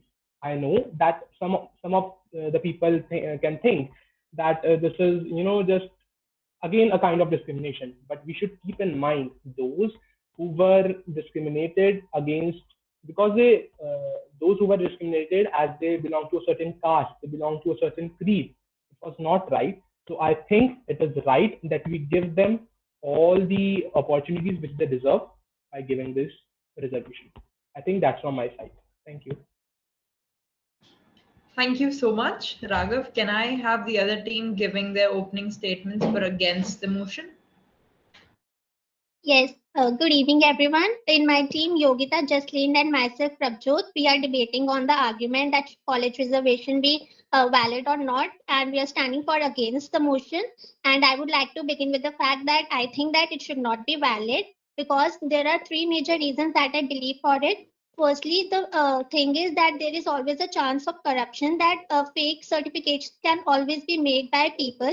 So there is always the guarantee that the targeted people are really receiving their benefits or not. Secondly, what I would like to say is that it also raises demotivation among children that they always think that since they are benefited by the reservation policy, so the quality of the education or their learning capacity do gets affected and decreased because they always think that we are benefited and there would be always a chance for us to get into any college without any difficulty because of the percentage or the cutoff which is less for the privileged ones. And thirdly, the factor is that it also arises a uh, means it also arises a chance of inequality because if we even consider the fact that we are giving the reservation to the lower caste people because they have suffered a lot, but the thing is that there is no measure of suffering. It is always same, at least less or more for everyone. So even if reservation policy is being given to some caste people, the other category is also being suffered because competition levels are so much increased that they have to fight even more than the other category. So that's all. That is why these are my points that reservation policy should not be valid enough.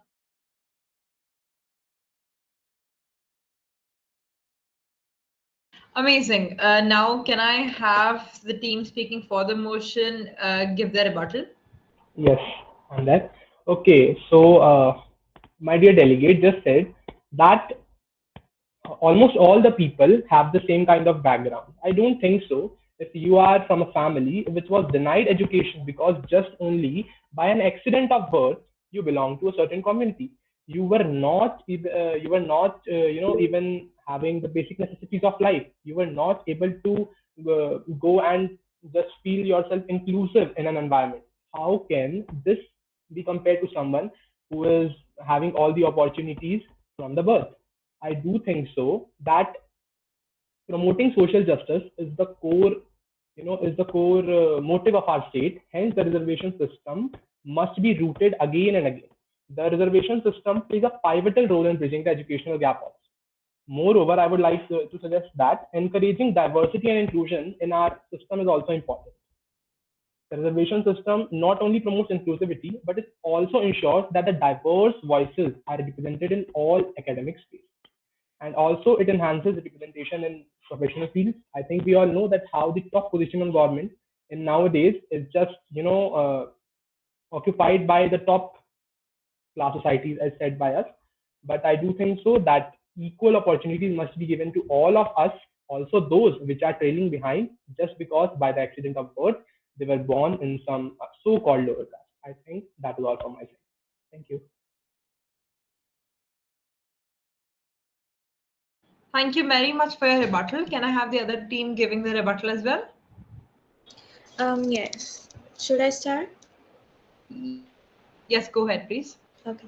Ladies and gentlemen, today I want to address why college reservations in India might not be the most effective solution for achieving fairness in education. As my respected opponent have mentioned, one of the prime reasons caste as being the most primary reason to have that reservation? Well, for that, our government have already worked on it. There are many schemes launched by Indian government to help you guys, to help the people from the backward societies come forward and have their fight in the education, and each, and not even in education but each and every stream. So I don't think so reservations are valid anymore. In fact, one of the best example is our own college GTBIT, which have the Sikh reservations. Moving ahead, let me tell you why reservations are not mostly favored nowadays. First of all, it compromises merit. College reservation can undermine the principle of merit. In India, reservation system as outlined in the constitution in the article 15 and article 16 provides quotas for SCs, STs and OBCs.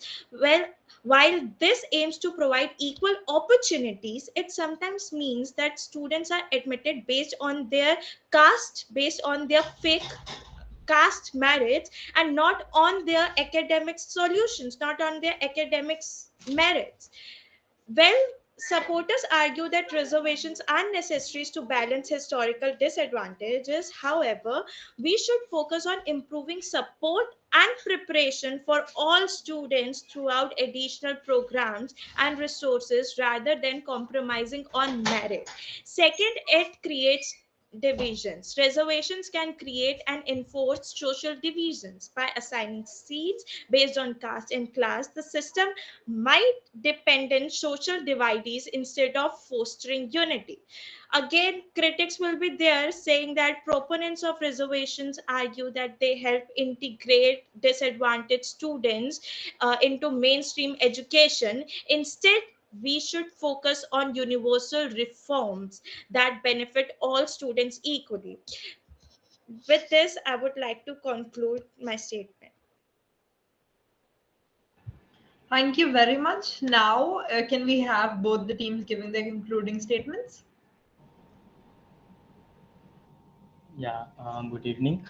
At last, I just want to say that by giving the reservation, you can promote social justice. From ancient time, we had seen that minority people had suffered a lot. Untouchability is the main reason. You can give the reservation and you can enhance the education also. I have the best example from this side, that Jakpreet from CSE branch, he was selected in college by 6 lakh rank. That was a reservation, but he got 9.1 CGPA. So you can give the chance to someone who can give his best. At last, I would like to say on moral ground also, the one who was discriminated just because of accident of birth deserve an indecent environment. Thank you. Thank you so much.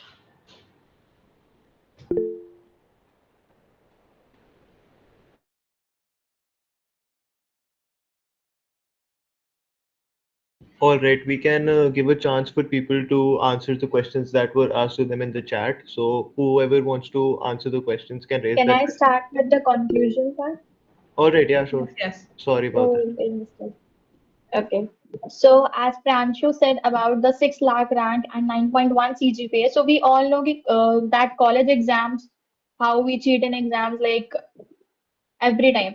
But if we talk about the reservation thing, so if I talk about the most like important exams which takes place in our country, just like medical exam, we have NEET exam, or for engineering we have JEE exam and CUET also. So we all know how the reservation takes place there in our college itself. I don't say that reservation is bad, but it's playing a bad role nowadays for the like the mental health of the childrens nowadays who are preparing for these exams. Someone like who just failed the seat, who just not got the seat from just one single marks just because of reservation. The same seat, the same SC ST student will get the seat with very less marks than the generals one or the ones without having reservation. Or we can say in the IPU university in which we are studying, we have 85% reservation for Delhi students, but not for the outside Delhi. This is also a kind of reservation. We know the Sikh reservation in our college, who the person gets admission in our college with a 10 lakh ranks in IT department, but can't a single person get who get the rank 1.5 lakhs to a CSC. This is reservation, which is not good.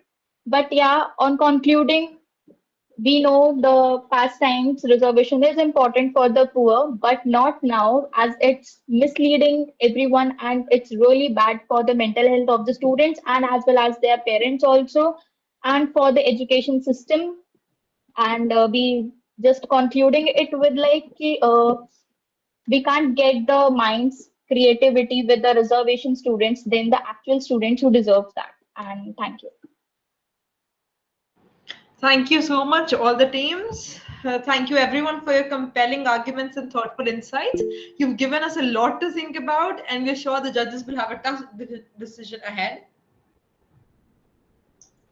And indeed, while our judges deliberate and come to a decision, we'd like to take this moment to thank our participants for their hard work and their dedication and their amazing performances today. And we'll be announcing the results shortly, so stay tuned. And while the decision is being made, you can have cross-questioning sessions. The people who were, yeah, everyone. Everyone who wanted to cross-question their teams, the other teams, can have their rebuttals now. Yeah, actually, Hasdeep and Atharv, you can have your debate now, please. On public demand. And you don't need to follow any 2-minute format. You can Yeah, speak. you can do anything, please. Yeah, Hasdeep please. and Atharv, yeah.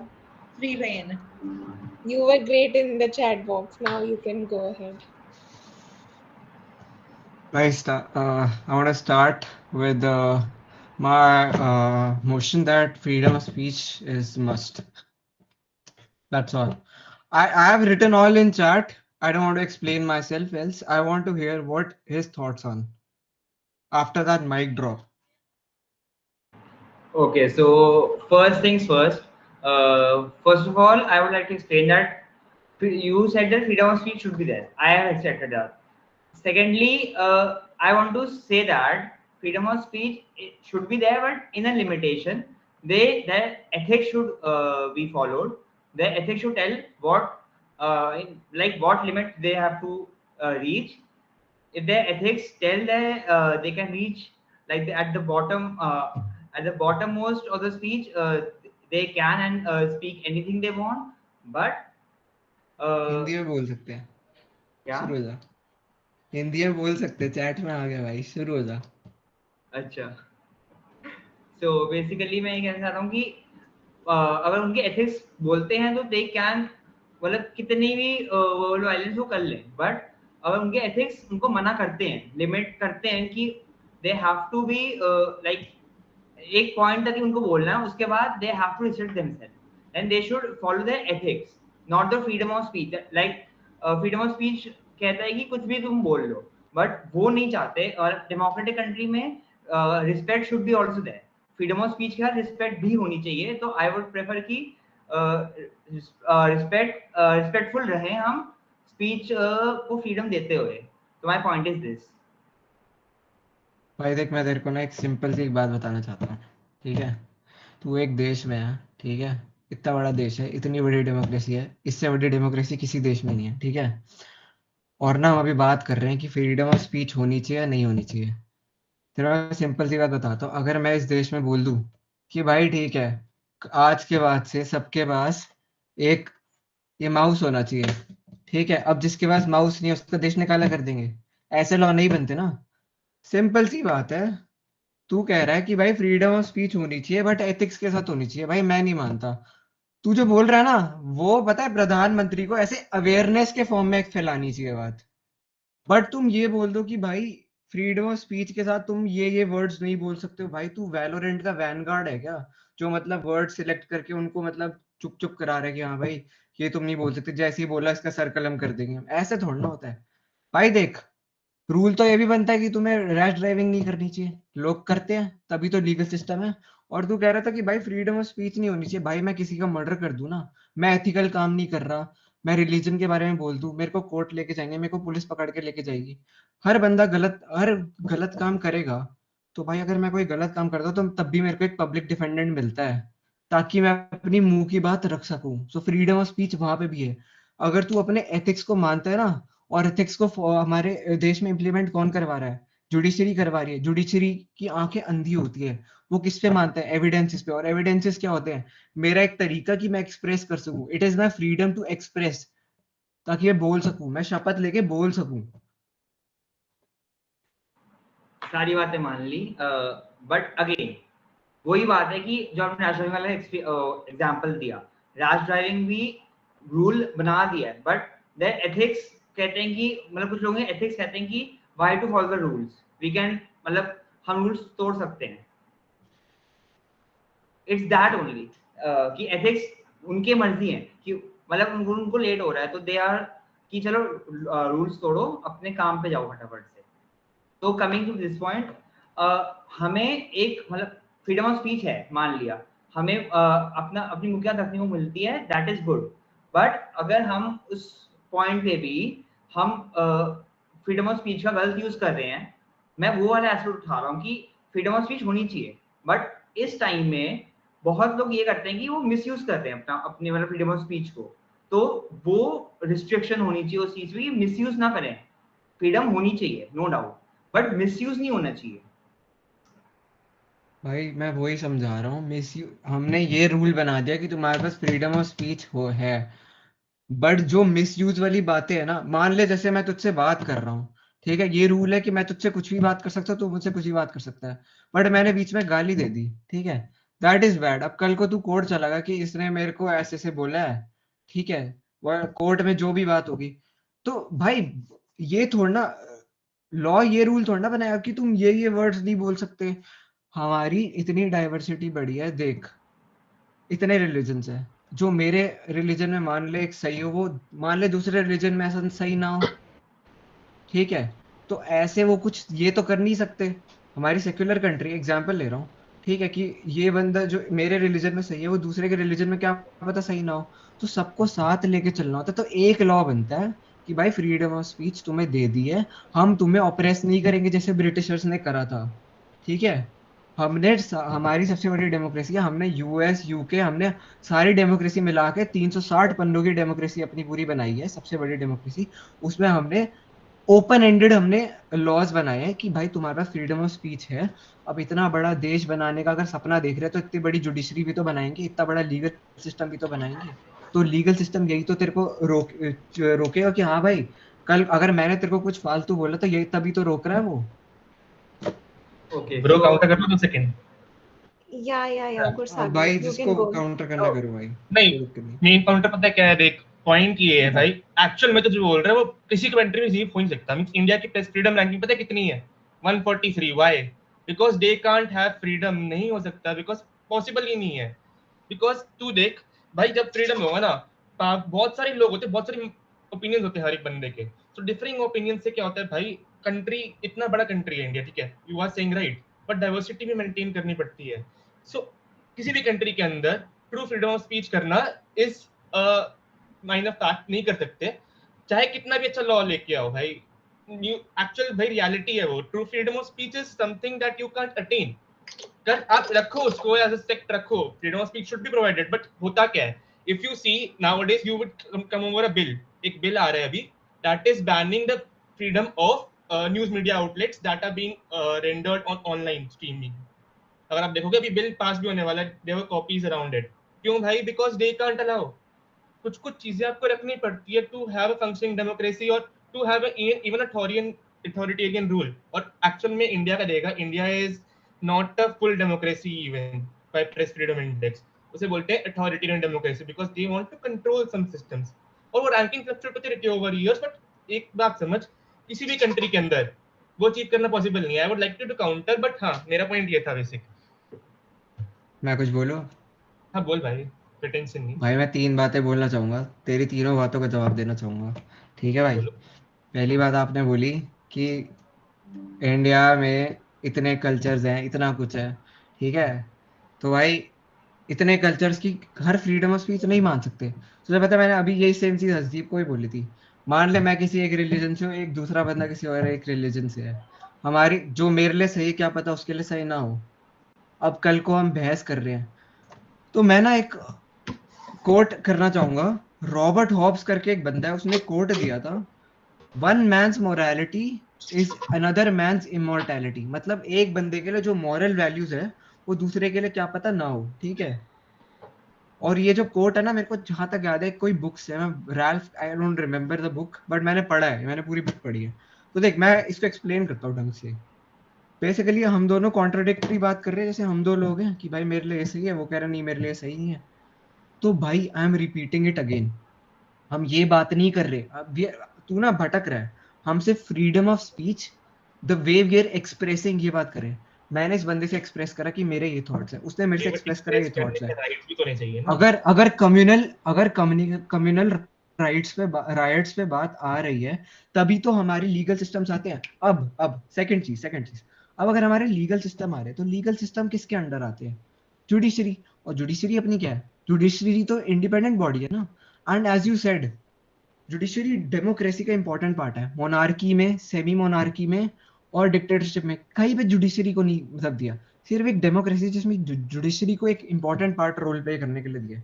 अब अगर हम judiciary की बात कर रहे हैं, तो तू कह रहा है कि भाई देख, हमारी इंडिया जो है पूरी तरह डेमोक्रेटिक कंट्री नहीं है। लाइक एक वर्ड तूने बोला था, मैं भूल, मैं ऐसे बोल रहा था, सेमी डेमोक्रेटिक है। डेमोक्रेसी है, you can say. Semi democratic बोल तू भाई, पूरा तो नहीं मान रहा। पोटेंशियली ठीक है गुड। तो सेमी डेमोक्रेटिक है India, and they are also trying to control things. But भाई देख, they are trying to control things. अब मैं तुझे एक बात बताता हूँ, अभी सबसे रिसेंट चल रहा है वक्फ एक्ट, जो भी है, वक्फ बोर्ड स्पेल एक्ट, शायद हाँ, गलत कर रहा हूँ, पोटेंशियली। वक्फ बोर्ड एक्ट, ठीक है। उसमें ना आर्टिकल नंबर 41, जो मतलब जो उनका आर्टिकल 41 है ना वक्फ बोर्ड है, वो बैन कर रहे हैं, वो लोग हटा रहे हैं। बेसिकली वक्फ बोर्ड के पास 1.2 लाख करोड़ की पोजीशन है अभी। उनके अकॉर्डिंग जो उनके पुराने है ना, पास्ट में अब तक जितना भी वो उन्होंने लैंड वैंड सब लिया है, वो उनके अंडर है। और अगर उन्होंने प्रूफ कर दिया और क्लेम कर दिया कि भाई ये तेरा घर पहले वक्फ बोर्ड के अंदर है, तो तेरे को अपना घर खाली करना पड़ेगा। And you can't even file a case, mortgage और anything, you can't even sell that property, ठीक है। वो सारा वक्फ बोर्ड के अंदर आ जाएगा। Waqf board is the third most like biggest Landowning property in you know India, yeah. board which have the property after railway, and I guess one more, नहीं, वो सेकंड है, वैसे तो रेलवे के बाद ही है। ठीक है। हाँ रेलवे के बाद है, एक और है, मतलब थर्ड है भाई, थर्ड है। देखना मैंने आज ही पढ़ा है, थर्ड है भाई। हाँ। ठीक है, तो कोई नहीं, वो पॉइंट नहीं, मैं पॉइंट पे आता हूँ, ठीक है। अब जो वक्फ बोर्ड है वो इसलिए लड़ रही है कि हमारे को ये मत बोलो, एक असुद्दीन करके एक है हैदराबाद का, तुमने देखा होगा, बहुत बड़ा पॉलिटिशियन। उसने राज्यसभा में पता क्या बोला है? मैं उस दिन देख रहा था राज्यसभा पूरी बैठ के। उसने राज्यसभा में ये बात रखी है कि भाई अगर तुमने वक्फ बोर्ड का ये लाए ना, तुम ये हमारी रिस्ट्रिक्ट करी, तो तुम बेसिकली देश को काटने का काम कर रहे हो। इस बंदे ने अपनी स्पीच रखी, अब जो रूलिंग पार्टी है पास कर रही है, वो लोग अपनी फ्रीडम ऑफ स्पीच रख रहे हैं। भाई हम भटक रहे हैं। अब मैं तुझे वापस लाता हूँ, हम इसलिए नहीं लड़ रहे कि भाई देख, अगर मान ले ये दूसरा बंदा मेरी बात नहीं, एक मिनट मैं बोल लूं, अगर ये दूसरा बंदा मेरी बात नहीं मान रहा, अगर ये दूसरा बंदा मेरी बात नहीं मान रहा, और मैं मेरी बात से थॉट से अगर वो नहीं कर रहा, तो हम लड़ने लगेंगे। तो उस सेंस में बोल रहे कि हम कभी वो पीस नहीं अटेन कर पाएंगे। बट मैं बोल रहा हूँ कि भाई देखो, कोर्ट जाओ, दोनों को फ्रीडम ऑफ स्पीच मिल रही है, ठीक है। अब जो जजेस हैं, कोर्ट के जजेस, यहाँ वाले नहीं, वो जो डिसाइड करेंगे, ठीक है, कि भाई क्या पता वक्फ बोर्ड वालों को देते, क्या पता इनको देते, क्योंकि कोर्ट में तो जा रहे हैं वो लोग, ठीक है। अब जो डिसाइड होगा वो फाइनलाइज होगा। कोर्ट के अगेंस्ट कोई नहीं बोलता, because court is a independent body. और इंडिपेंडेंट बॉडी किसके अंडर आती है? डेमोक्रेसी के अंडर आती है। अब तू कह रहा है सेमी डेमोक्रेसी, यार ठीक है, सेमी डेमोक्रेसी का मैं एक पॉइंट रखूंगा। तूने एक और पॉइंट बोला था ना, थर्ड, वो न्यूज़पेपर वाला, उस पे भी आ रहा हूँ मैं। हाँ बोल। अखबार बंद हो रहे हैं, ठीक है भाई, बाद समझ में गया, वैसे बोला अखबार नहीं बंद हो रहे हैं, ठीक है। मैंने बोला नहीं वैसे। क्या पॉइंट है? तूने बोला था यार अखबार बंद हो गए हैं कुछ, मैंने कुछ कुछ नहीं अखबार बोला। बंद हो रहे हैं ना भाई। I don't think so, नहीं बोला था अभी तूने बोला point था कि कुछ न्यूज वो बंद हो रहे हैं। नहीं, वो था कि बेसिकली अखबार नहीं, जो न्यूज मीडिया आउटलेट्स है, उसके लिए एक एक्ट आ रहा है कि उनको रिस्ट्रिक्ट करेंगे, रिस्ट्रेन करेंगे कि वो क्या कंटेंट पब्लिश कर सकते हैं, क्या नहीं पब्लिश कर सकते। वो ऑनलाइन मीडिया के लिए है, वो भी आ रहा है। और वो पहले बिल आ चुके हैं, पहले वो ऐसा बिल नहीं आया था, वो ऐसा मान ले चार्टर के लिए आया था। अभी रिव्यू में अभी बिल उसकी कॉपी आई है, लीक्ड कॉपी है, तो might be they bring it on the table in the next parliamentary session. वो You न्यूज are मीडिया के saying लिए exactly what I want to say. You are saying exactly what I want to say. जिस बंदे ने bill या मतलब जिस group of party ने बिल पास करा उसने एक्सप्रेस करा अपने आप को. Now you can counter it. If you are a member of Rajya Sabha or Lok Sabha, you can go counter it. No issues. तू बात कर रहा है But point तो लोकसभा मेरा की, फिर वही आ मैं गया ना, बात कर रहा freedom हूँ of speech रियलिटी सबको की. होनी चाहिए. रियलिटी में क्या है, लोकसभा में the only representatives go, right. मैं मान लो भाई मैं एमपी हूँ, मैं जाऊंगा.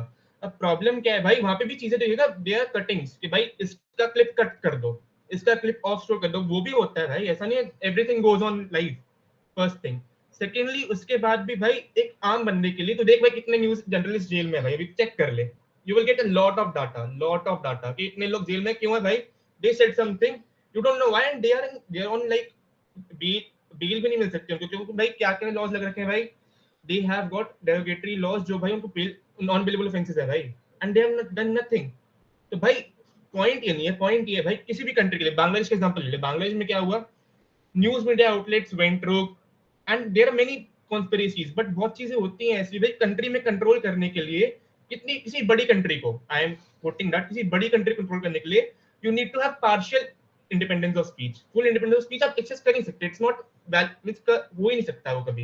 It's not possible actually, possibility ही नहीं है मुझे एक उसकी. बात बताओ. अच्छा ठीक है, हो गया. हाँ हाँ बोल.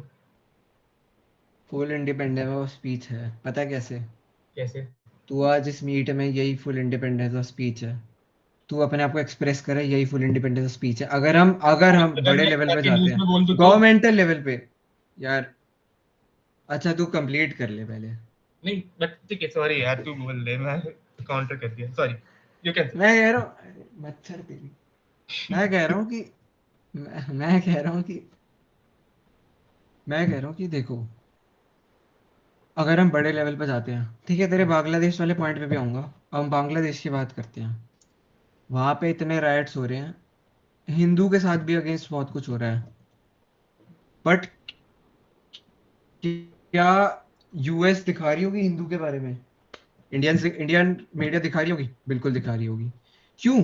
क्योंकि इनको अपना चाहिए. अब देख, तू जैसे बोल रहा है कि भाई देखो, मान ले एक गरीब आदमी है, ठीक है, वो अपना बताता है कि इसने मेरा एक्सीडेंट कर दिया, मेरा रिक्शा विक्शा हो गया, बहुत खानदान वानदान पूरा मरमुरा गया, सिलेंडर फट गया, जो भी तू सोच ले यार, ठीक है. उसकी न्यूज की जगह सिर्फ बांग्लादेश की न्यूज हर जगह आ रही है कि भाई इसकी पीएम हमारे यहाँ आ गई, ठीक है. अब उस बंदे की न्यूज तो दिखी नहीं, तो वो कैसे एक्सप्रेस करेगा? अब मान ले 3 महीने हो गए, उसने एक्सप्रेस करना चाहा, उसके दिमाग में थोड़ी गुस्सा है, उसने गाली गलौज कर दी इंटरनेट पे. अब तू जो तो बोल रहा है ना, डेरोगेटरी वर्ड्स जो उसने बोले हैं, ठीक है, उसके लिए उसको डाल दिया अंदर. पर इसको अंदर क्यों डाला?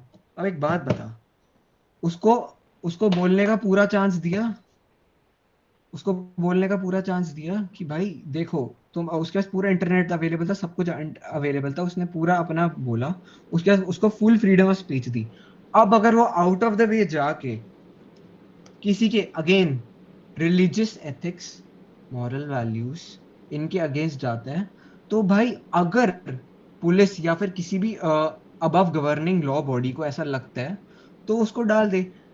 हमें क्या. और ऑल्सो हसदीप पहले बोल रहा था कि भाई जैसे ऐसी कोई गरीब आदमी हो, वो अपना फिर हित कैसे रखे. मान ले अगर यही बंदे I तो का was again एग्जांपल मैं going to ले रहा हूँ, point out कि अगर सिंपल सी बात है कि अगर जो लोअर कास्ट पीपल हैं या कोई बंदे जो हैं वो समझते हैं कि जुडिशरी में अगर हम जाएंगे तो हमारा टाइम वेस्ट होगा और जो केस है वो फालतू में लंबा खिंचता जाएगा एंड द रिजल्ट जो होएगा वो कभी बाहर आएगा ही नहीं. लंबा प्रोसेस है.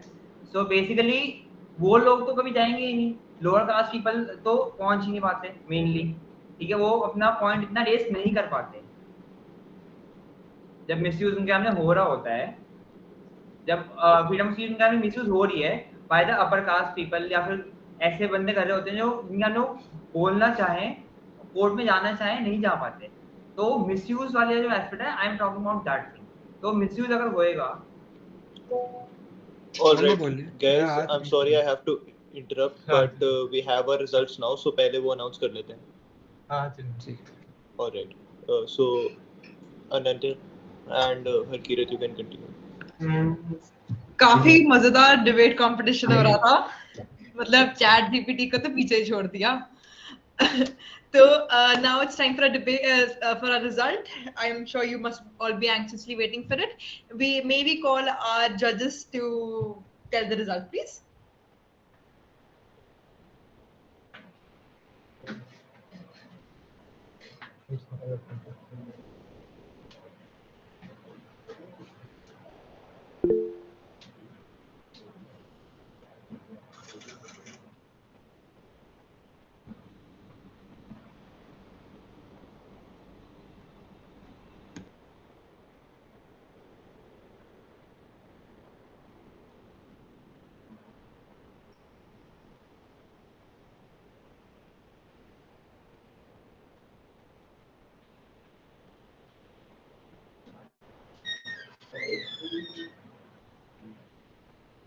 Just a second, there seems to be a technical glitch.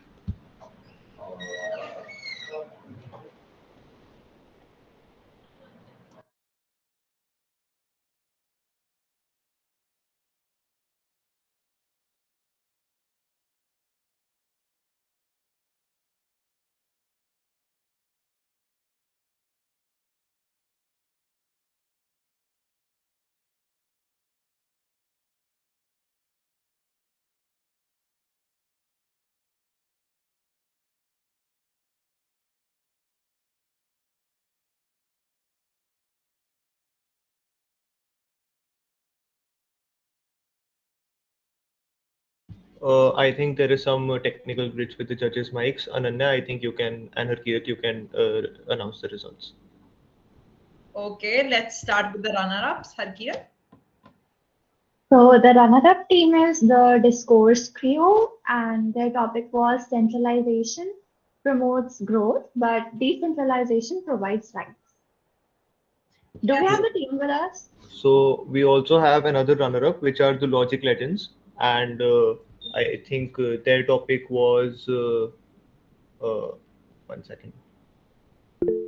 Their topic was is college reservation appropriate in India?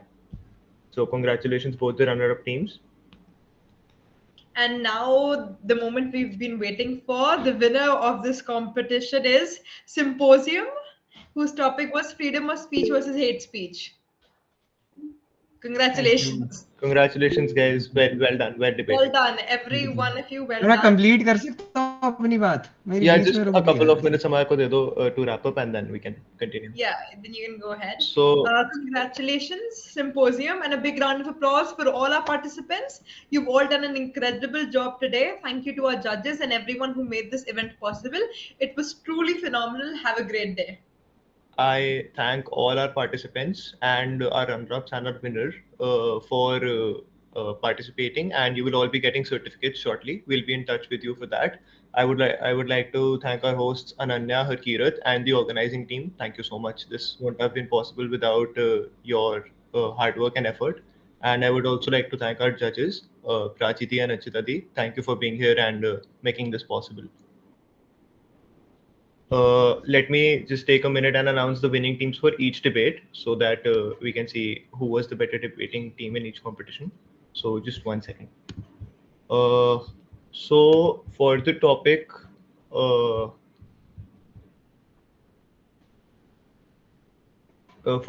validity and positive impact for the 2024 budget, the winner team was the Argument Avengers. For the second topic, centralization promotes growth, but decentralization provides rights. The winning team was the Discourse Crew, who are the runner-ups of the competition. For the third topic, which was is the job market saturated, which was between Invictus and Point Makers. So for that, the Point Makers have I think Invictus has won that one, yes. And for the next one, we had abortion bill in USA, for which we had Honest Hearts and Juggernaut. So for that one, we have Honest Hearts, who were the winners, and is I think for the reservation in India, we of course have the Logic Legends, and for freedom and speech, we have Symposium. Thank you.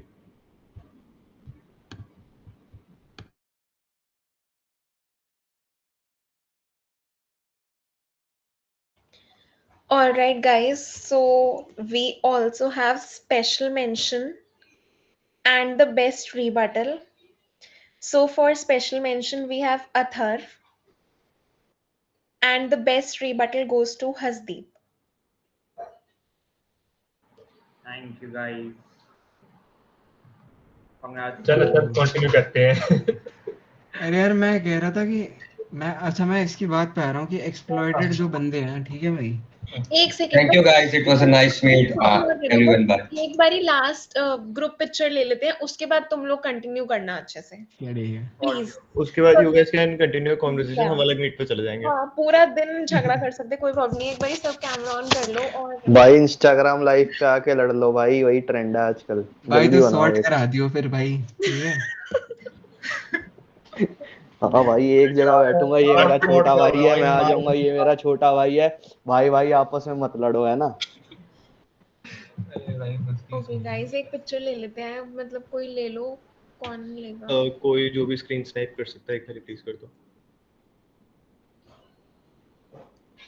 पिछली बारी किसने ली थी? मैंने, but quality अच्छी नहीं आई थी. कोई और ले लो. मैं ले लेता हूँ. Okay done. सब आ नहीं रहे, 4 लोग रह गए. सब लोग कैमरा ऑन कर लो प्लीज.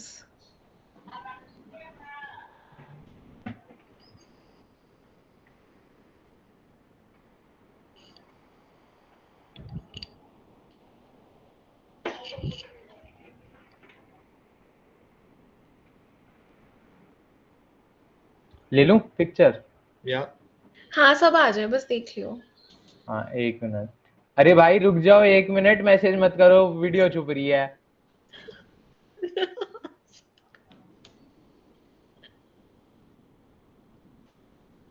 अरे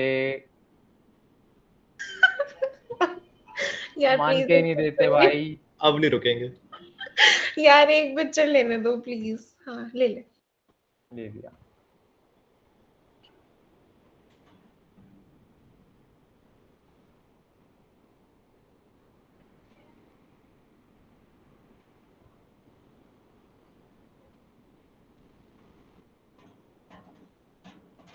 ठीक है, I've taken the picture. Again, thank you so much, guys. Thank you so much to all the participants, judges, organizing team. Thank you so much. Thank you everyone. Atharv and Mursagan, and you all can continue now. अरे number दे दे, बाद में करेंगे. Chill मार. Actually, contacts exchange करो. Let's just. एक point बोल ले दे भाई प्लीज. हाँ बोल. अरे देखते लिए बेटी भाई बोल. एक पॉइंट बोल ले दे भाई. जो तू बोल रहा था ना कि जो पुअर पीपल एक्सप्लॉइट होते हैं, उसी के लिए मैंने लिखा था PIL होती है, पब्लिक इंटरेस्ट लिटिगेशन.